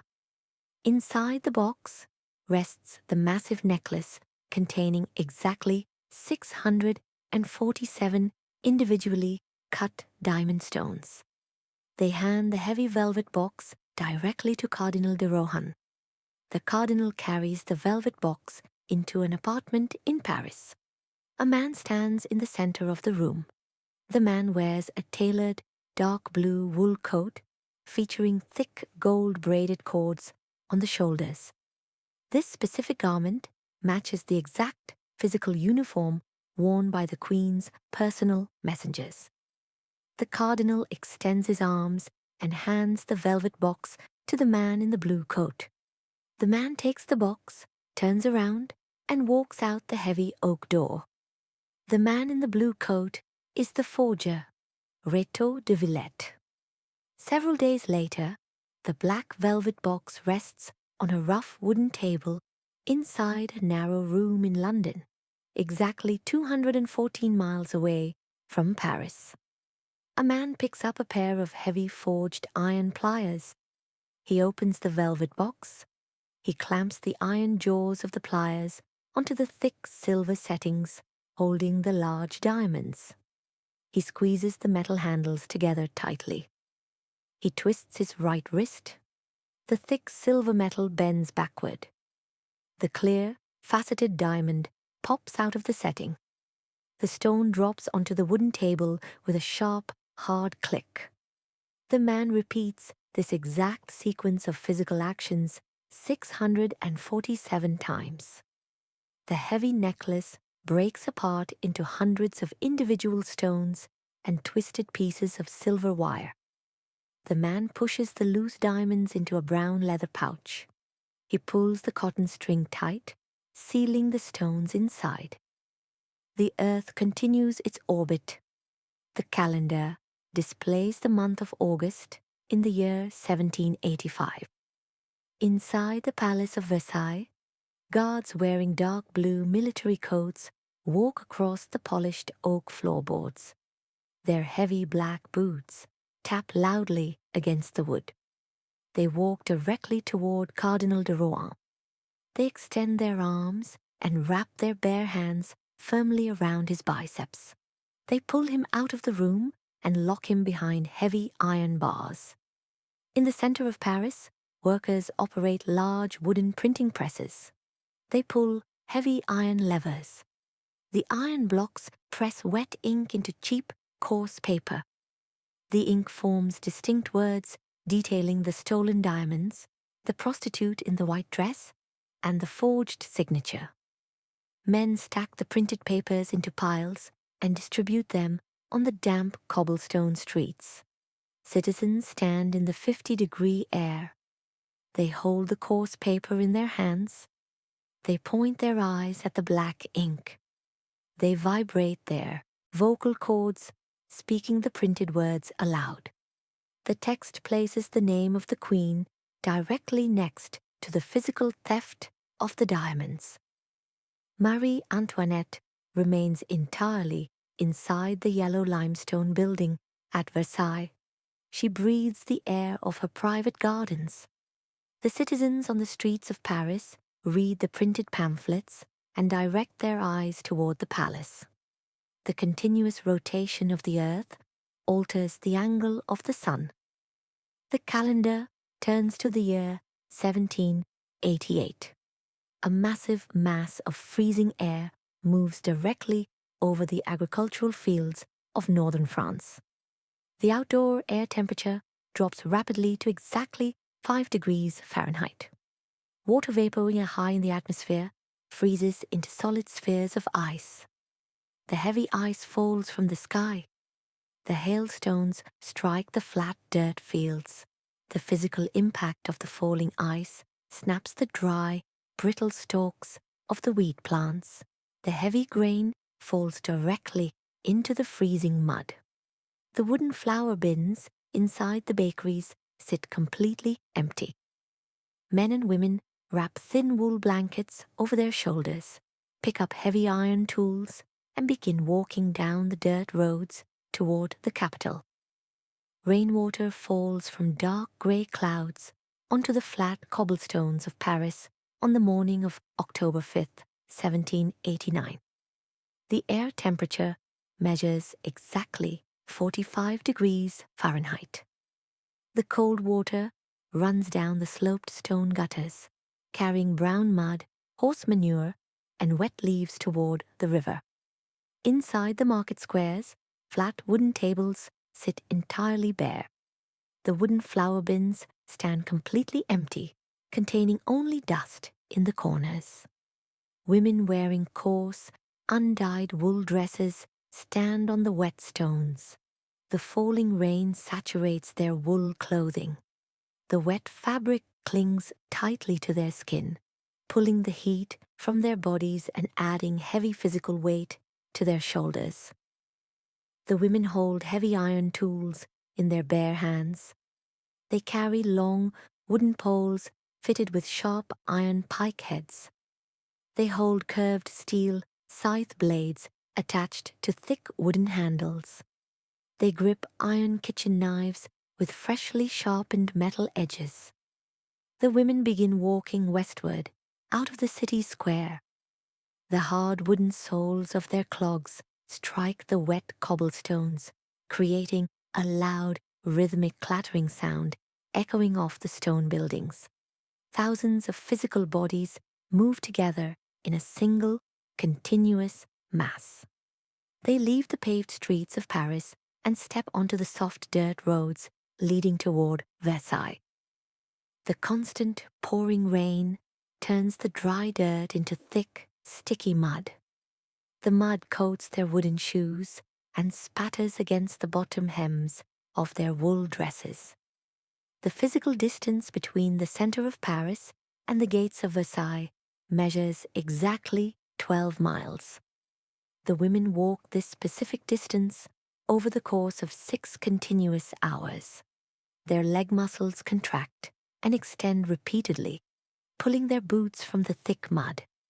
They inhale the cold, damp air and exhale clouds of white mist. The smell of wet wool, damp soil, and human sweat fills the air directly above the marching bodies. The sky darkens completely as the sun dips below the western horizon. The massive wrought iron gates of the Palace of Versailles block the dirt road. The iron bars stand 30 feet tall, coated in thin layers of bright gold leaf. The rain washes the mud down the gold metal. Thousands of women press their physical bodies directly against the cold iron.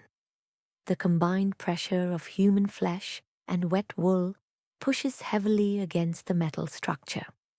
The women open their mouths, pushing air over their vocal cords, shouting loud, sustained syllables requesting baked bread.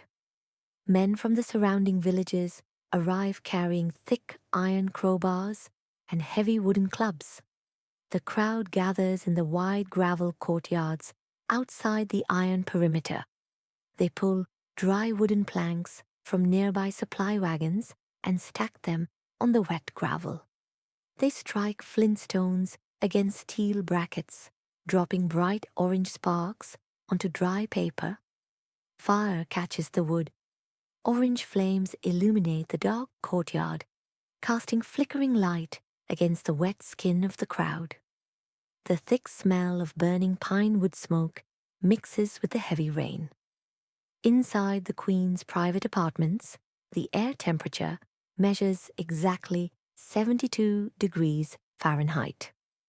Yellow light from burning beeswax candles illuminates the smooth white plaster walls and the carved gold-painted molding. Marie Antoinette lies flat on a thick mattress stuffed with soft goose feathers. She wears a thin white cotton nightgown. The heavy crimson velvet curtains around the perimeter of the bed remain pulled open. Through the thick glass windows, the low, continuous rumbling sound of the thousands of voices outside penetrates the thick exterior stone walls. The sound waves vibrate the air inside the quiet bedchamber.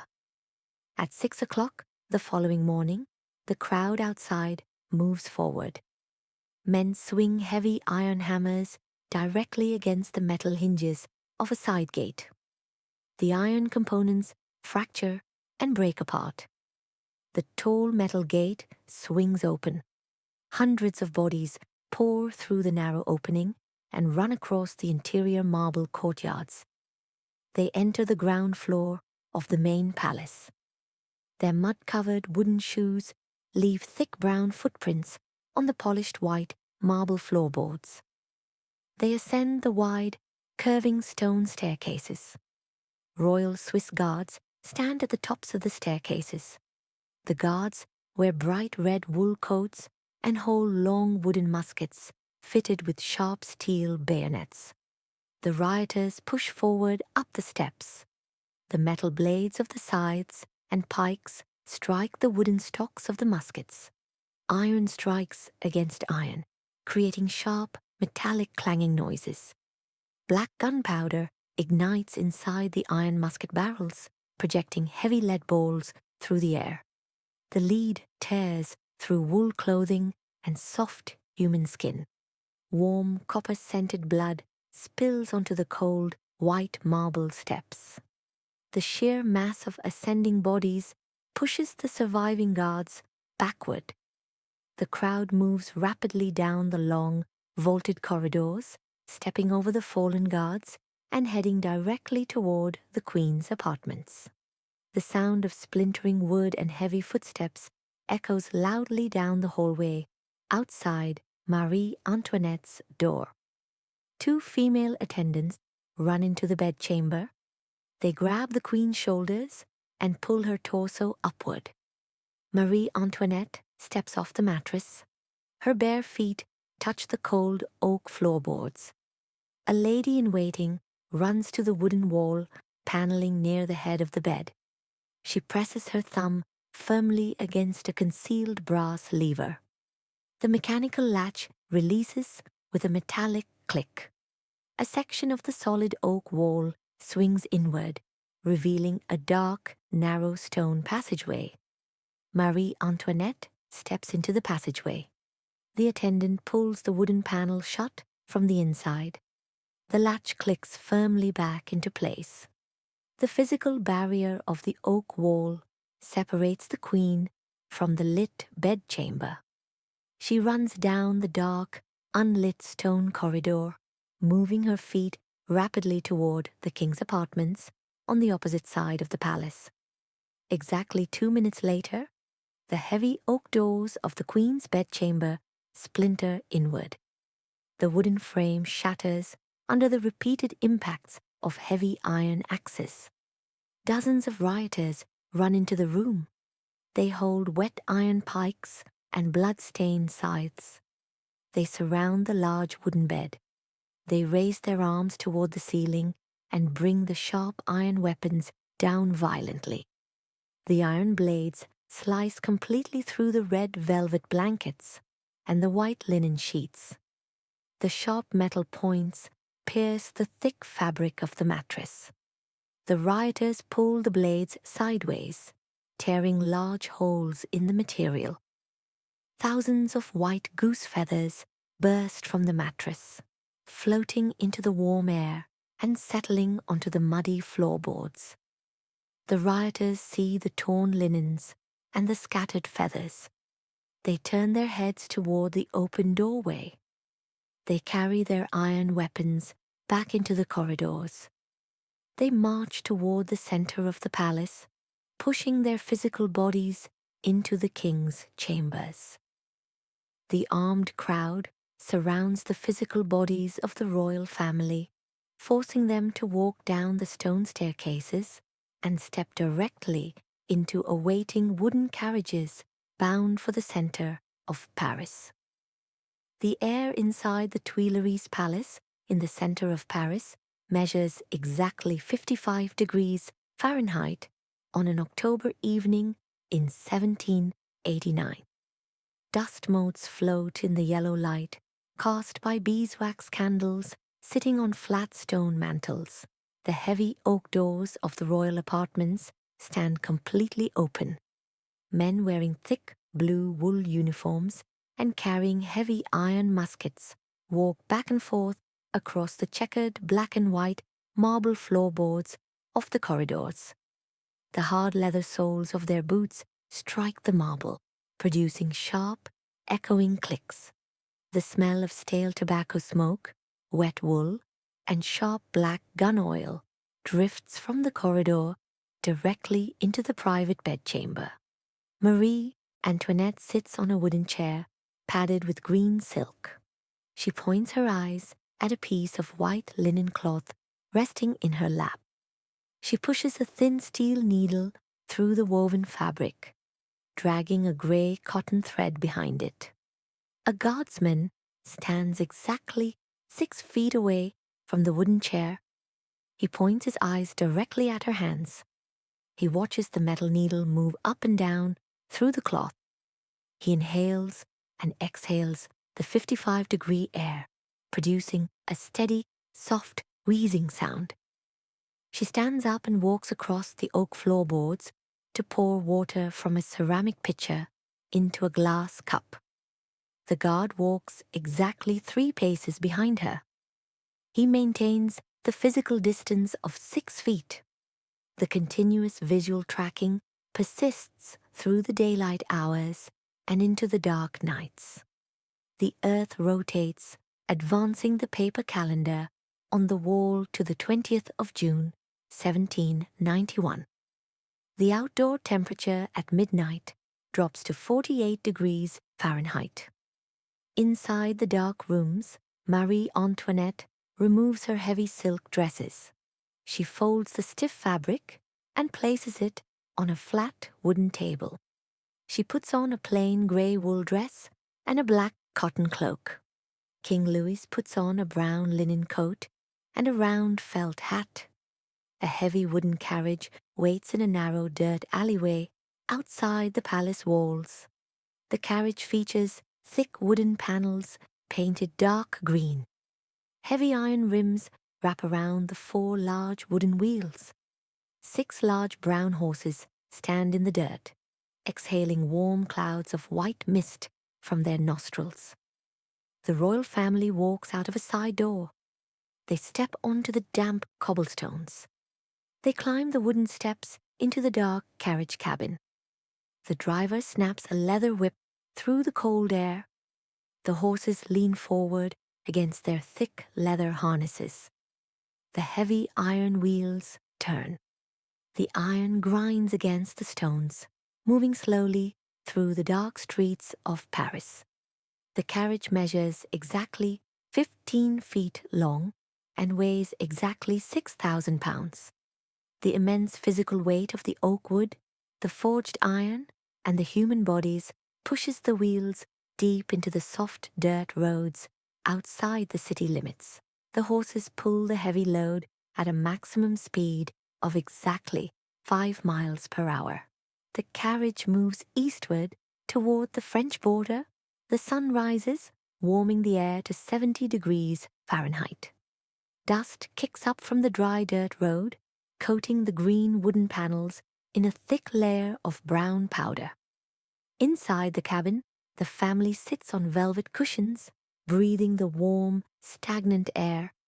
The wheels roll continuously over the dirt and gravel for exactly 24 hours. The carriage stops in the small village of Saint-Menehould. The sun drops low on the horizon, casting long dark shadows across the dirt road. A local postmaster, named Jean-Baptiste Drouet, stands outside a stone building. He wears a rough wool shirt smelling heavily of horse sweat and wood smoke. He holds a wooden lantern containing a lit beeswax candle. He walks toward the stopped carriage. He raises the lantern. The yellow light illuminates the glass window of the carriage door. He points his eyes through the glass. He sees the face of the man wearing the brown linen coat. Drouet reaches his right hand into his pocket. He pulls out a solid silver coin. He holds the flat metal disc in his palm. The surface of the coin features a raised, three-dimensional profile of a human face, stamped precisely into the silver by a heavy iron die. Drouet rubs his thumb across the raised metal. He looks at the prominent nose and the sloping forehead stamped into the silver. He raises his head and points his eyes at the physical face of the man inside the carriage. He compares the geometric angles of the man's nose and jawline to the raised silver metal. The physical proportions match exactly.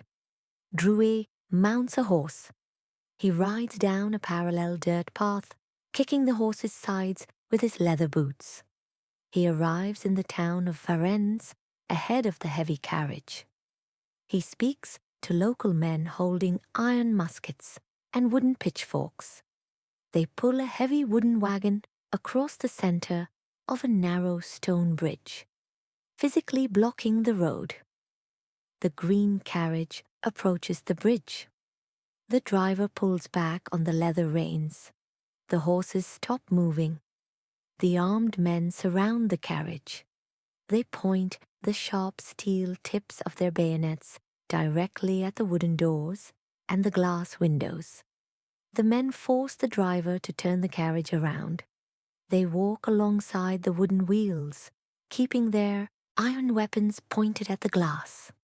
The journey back to Paris takes exactly 3 days.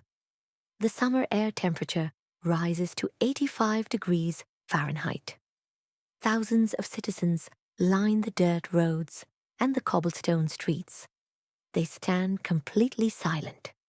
They point their eyes at the green carriage. Dry brown dust blows through the open windows, settling onto the faces and the wool clothing of the royal family. The carriage rolls back through the iron gates of the Tuileries Palace. The royal family walks back up the marble stairs and steps onto the oak floorboards. The armed guards resume their specific positions, pointing their eyes at the physical bodies inside the rooms. The heavy wooden doors remain wedged open. The calendar pages turn forward toward the month of August 1792. Men in the streets of Paris gather large quantities of black gunpowder, pour the explosive powder into paper cartridges, and push the metal blades of their swords against flat, spinning, grinding stones, preparing to march back toward the palace gates. The air temperature outside the Tuileries Palace reaches exactly 85 degrees Fahrenheit on the morning of August 10th, 1792. High humidity holds the smell of wet dirt and stale human sweat close to the cobblestones. Thousands of men and women stand in the open courtyards. They hold heavy iron pikes and wooden muskets. Swiss guards, wearing bright red wool coats, stand in rigid horizontal lines on the white marble steps of the palace. The guards hold their muskets completely level with the ground. The flint mechanisms on the muskets strike the steel frizens, producing bright orange sparks. The sparks fall into the metal flash pans, igniting the black gunpowder. The chemical reaction produces rapidly expanding gas inside the iron barrels. Heavy, round lead balls shoot across the courtyard at high velocities. The lead strikes the plaster walls, the wooden doors, and the physical bodies of the advancing crowd. The air fills with thick, white, sulphurous smoke. The sound of musket fire produces rapid, deafening cracks that echo off the stone buildings. The rioters push forward up the steps, Sharp iron bayonets pierce the red wool coats. Warm, copper-scented blood spills onto the white marble steps, pooling in the shallow crevices between the stones. Marie Antoinette walks across the gravel courtyard, surrounded by armed men. Her flat leather shoes press into the small grey stones, producing a continuous crunching sound. She holds the small hand of her son. King Louis walks directly beside her. The summer sun projects intense yellow light onto their shoulders. The family walks into a nearby indoor riding school. The air inside the riding school smells of dry horse manure, damp sawdust, and the body heat of hundreds of men. The men sit on long, wooden benches arranged in tiers along the walls. They shout French syllables across the wide room, vibrating the hot air with their vocal cords. The royal family sits inside a small wooden reporter's box situated directly behind the main benches. The box features a low wooden ceiling and slatted sides. They sit on the hard wooden planks for exactly 14 hours. They breathe the dusty air and listen to the continuous vibration of the men's voices. The men dip metal quills into glass bottles of black ink and write words on parchment. The dry ink officially dissolves the French monarchy and establishes a republic. 3 days later, a heavy wooden carriage carries the family to a medieval stone fortress known as the Temple.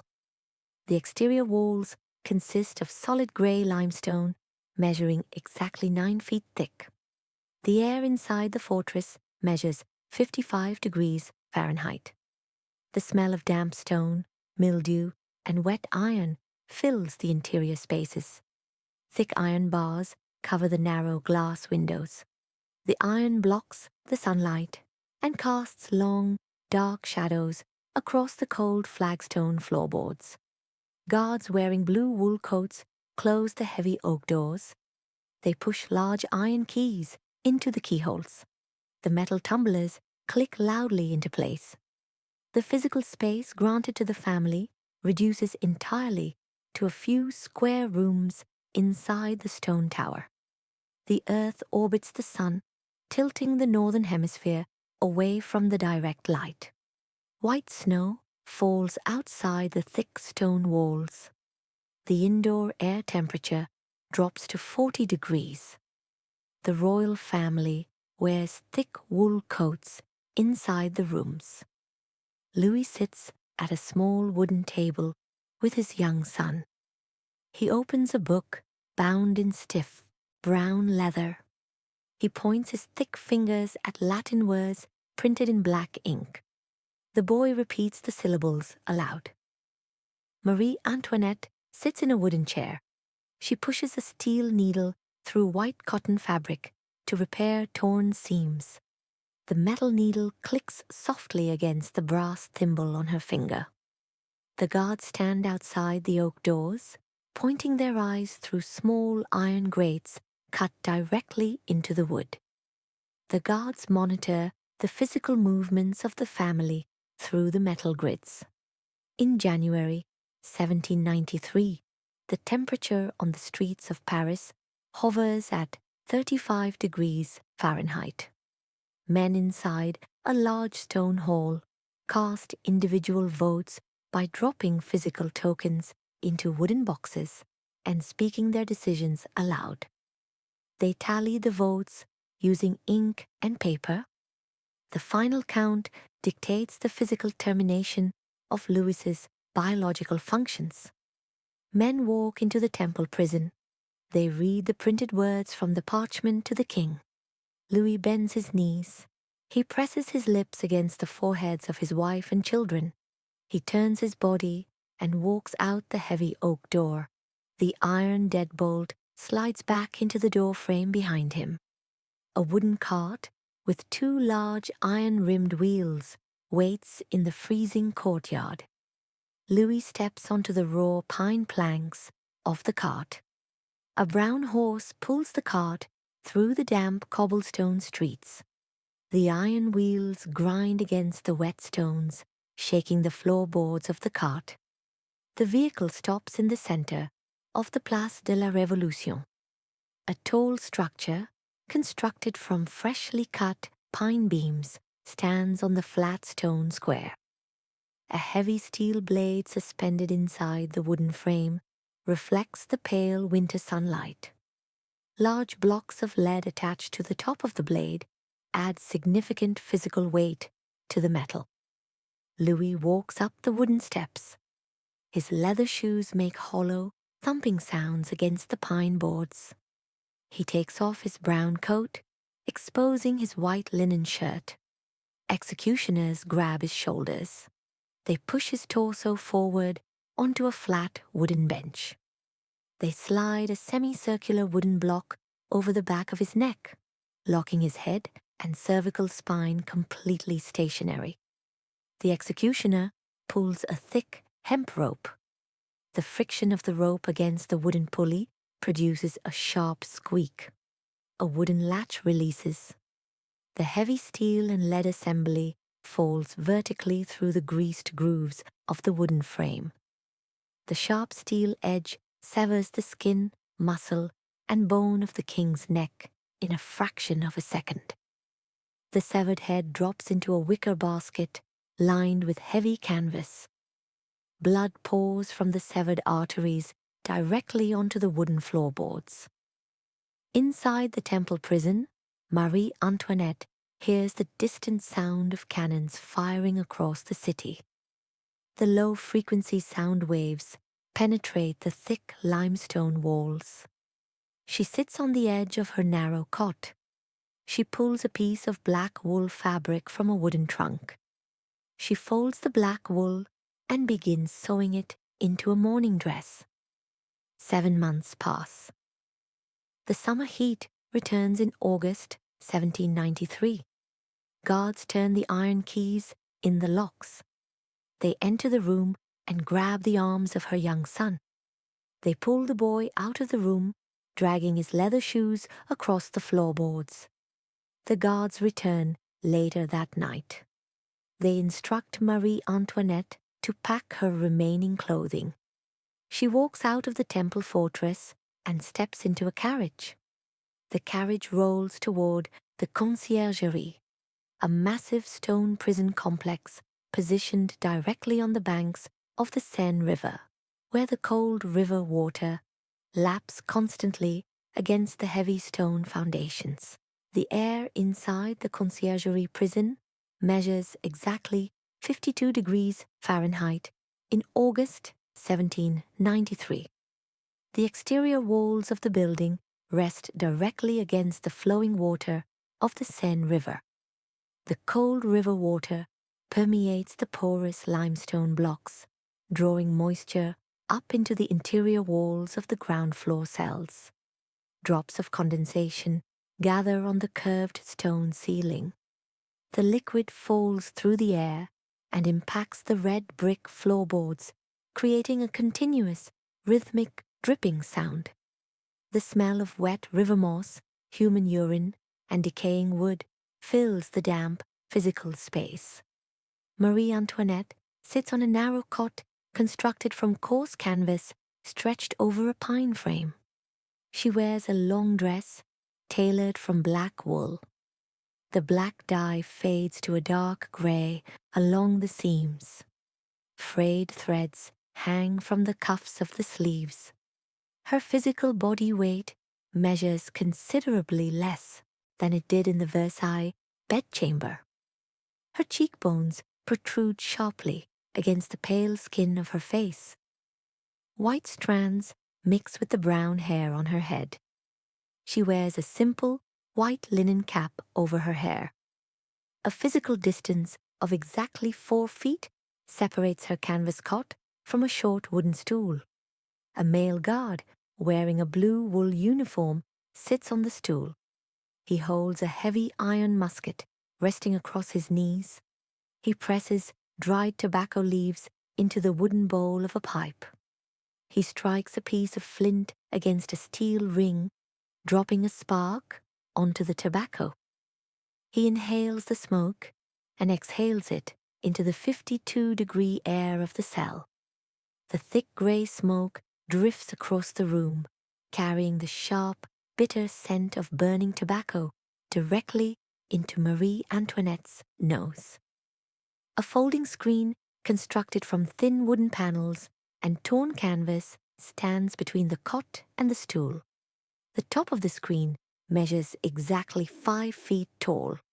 The guard stands up and points his eyes over the top edge of the canvas, observing the physical movements of the 37-year-old woman at all times. The earth rotates through the months of August and September. The paper calendars turn to October 14th, 1793. Guards enter the damp cell. They hold iron lanterns containing lit beeswax candles. They walk Marie Antoinette out of the cell and guide her up a wide flight of stone steps. Her hard leather shoes scrape against the worn limestone treads. The guards lead her into a massive, vaulted room known as the Grand Chamber. The air inside the Grand Chamber measures exactly 70 degrees. Hundreds of human bodies packed tightly onto rows of wooden benches. The heat radiating from their skin warms the large room. The smell of unwashed linen, stale sweat, and damp paper hangs heavily in the air. Sunlight enters through tall glass windows, illuminating the dust motes suspended above the crowd. Men sit at a long, elevated wooden table at the front of the room. They wear dark wool coats. Stacks of parchment and glass inkwells cover the flat oak table. A guard directs Marie Antoinette to a single wooden armchair, positioned in the center of the room. She sits down. Her spine forms a perfectly straight, vertical line against the wooden backrest. She positions her chin parallel to the floorboards. She replicates the exact physical posture taught to her by the tutors in the Habsburg Palace 23 years earlier. A man standing behind the oak table picks up a sheet of thick parchment. He opens his mouth and vibrates his vocal cords. He projects French syllables across the 70-degree air. The sound waves reach the ears of the hundreds of citizens sitting on the benches. The man reads specific words written in black ink. The ink details accusations of financial theft from the National Treasury. The ink details accusations of physical abuse against her young son. Marie Antoinette points her eyes directly at the man speaking. Her physical body remains completely stationary on the wooden chair. The men behind the table instruct her to respond to the spoken words. She opens her mouth. She pushes air over her vocal cords, producing even modulated sound waves. She directs her voice toward the women sitting in the wooden galleries. She speaks words identifying herself as a mother. The women in the galleries shift their physical weight on the benches. The shifting bodies create a low, rustling sound as heavy wool fabrics rub together. The physical rotation of the earth brings the sun below the horizon. The glass windows turn completely black. Servants walk through the chamber, touching lit tapers to the wicks of hundreds of beeswax candles. Yellow light casts long shadows across the plaster walls. The trial continues continuously for exactly 15 hours. The men at the table ask rapid sequences of questions. Marie Antoinette moves her lips and jaw, speaking her answers into the warm air. The muscles in her back maintain the straight, vertical alignment of her spine against the wooden chair. At exactly 4 o'clock in the morning, on October 16th, the men behind the elevated table dip their metal quills into the glass inkwells. They drag the sharp tips across the parchment, recording the final outcome of the trial. A man stands and speaks the verdict aloud. The verdict dictates the physical termination of her biological functions within the next 8 hours.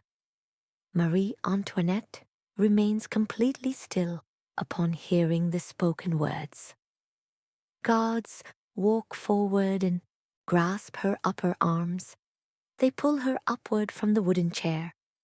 They lead her back out of the grand chamber. Her leather shoes strike the stone floor as she walks down the stone staircases. The air temperature drops back to 52 degrees as they re-enter the ground floor corridors. The guards push her back into the damp cell. The sound of the Seine River washing against the exterior limestone blocks fills the physical space. She sits down on the canvas cot. She waits for the sun to rise and for the executioner to arrive with the heavy iron shears. Pale grey sunlight passes through the iron bars of the conciergerie window. The air temperature measures exactly 48 degrees Fahrenheit on the morning of October 16th, 1793. The moisture on the limestone walls gathers into heavy drops. The liquid falls and impacts the red brick floorboards, creating a rhythmic splashing sound. Marie Antoinette sits on the canvas cot. She wears a plain white cotton dress. The thin fabric hangs loosely over her shoulders. A man named Henri Sanson walks through the open oak door. He wears a dark wool coat. He holds a pair of forged iron shears. The metal blades reflect the grey light entering the cell. Marie Antoinette reaches her hands up.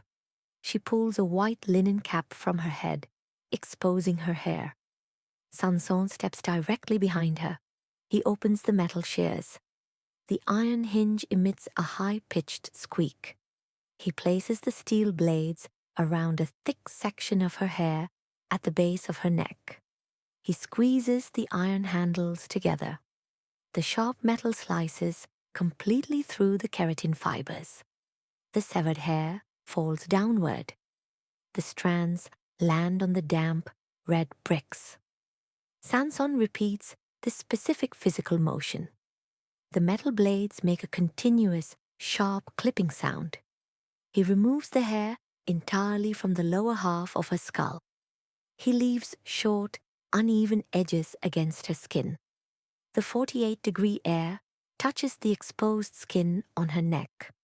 Sanson pulls a thick hemp rope from his coat pocket. He instructs Marie Antoinette to place her hands behind her back. She moves her arms backward, crossing her wrists. Sanson wraps the rough hemp rope around her wrists.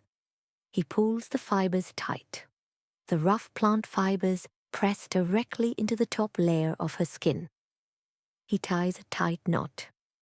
The physical binding restricts the movement of her arms. Her shoulders pull backward, pushing her chest forward. She stands up from the canvas cot. The leather soles of her shoes step onto the brick floor. Guards in blue wool uniforms surround her. They walk her out of the cell.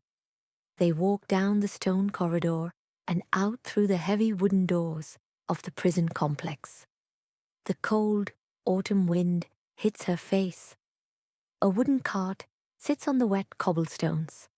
The cart features flat pine planks and two large wooden wheels with heavy iron rims. A single brown horse stands attached to the front by thick leather harnesses. The cart contains a single wooden bench. Sanson grabs her upper arm. He pulls her upward.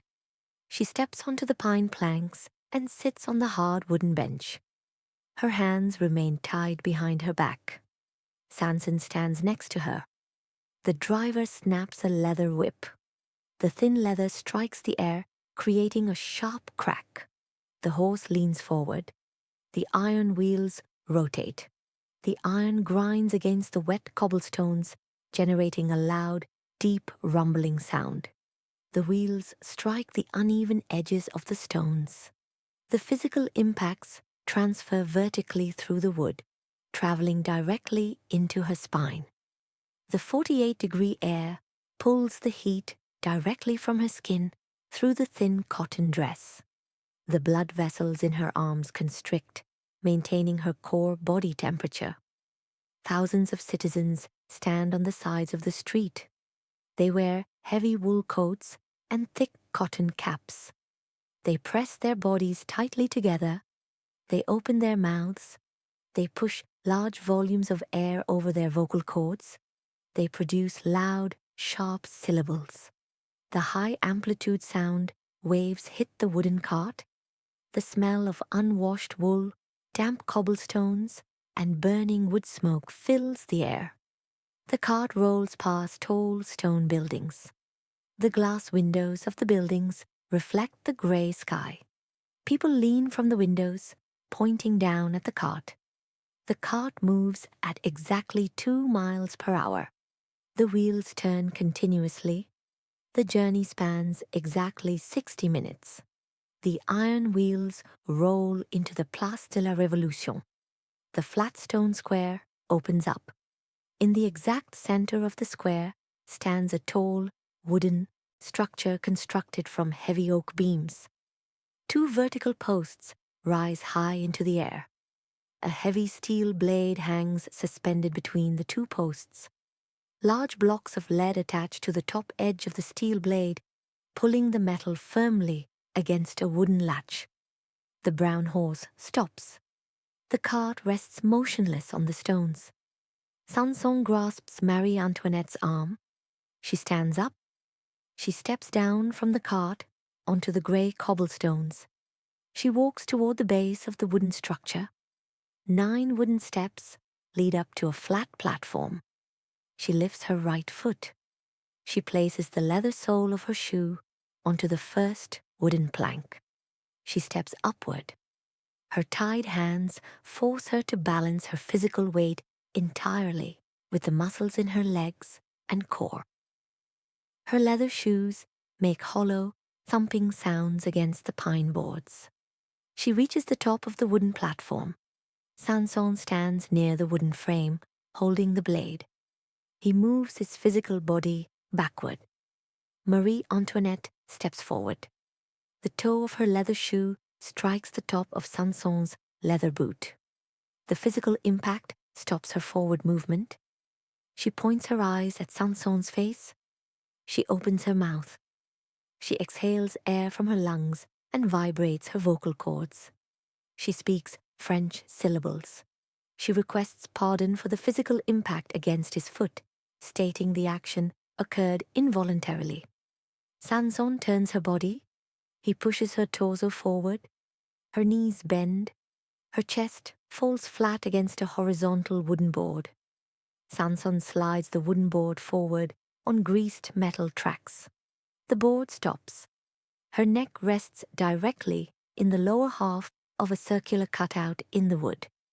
Sanson lowers a second piece of wood from above. The top wood contains the upper half of the circular cutout. The 2 pieces of wood meet. The continuous circular hole completely encloses her cervical spine and the soft tissues of her neck.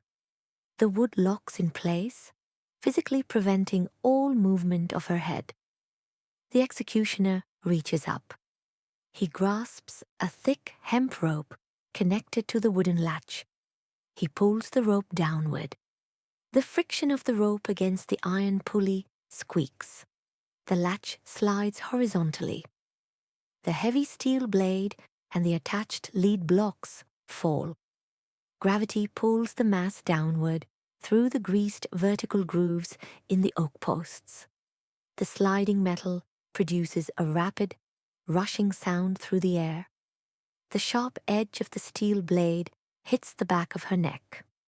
The metal passes completely through the skin, the muscle tissue, the cervical vertebrae, and the major blood vessels. The physical division separates the head from the torso. The severed head falls downward into a woven wicker basket. The basket contains a lining of heavy canvas. The blood flows from the severed arteries directly onto the wooden platform. The biological functions of the human body cease completely. The electrical signals in the brain stop. The heart muscle stops contracting. The lungs stop drawing oxygen from the surrounding air. The physical remains lie completely motionless on the wood. The thousands of citizens standing in the stone square look at the wooden structure. The 48-degree wind blows across the cobblestones, rustling the wool coats of the crowd. The grey clouds overhead block the direct sunlight. The earth continues to rotate on its axis. The temperature of the severed biological tissue slowly drops, equalizing with the ambient air of the Parisian autumn. The surrounding environment remains bound by the steady, continuous progression of physical time. The physical state of rest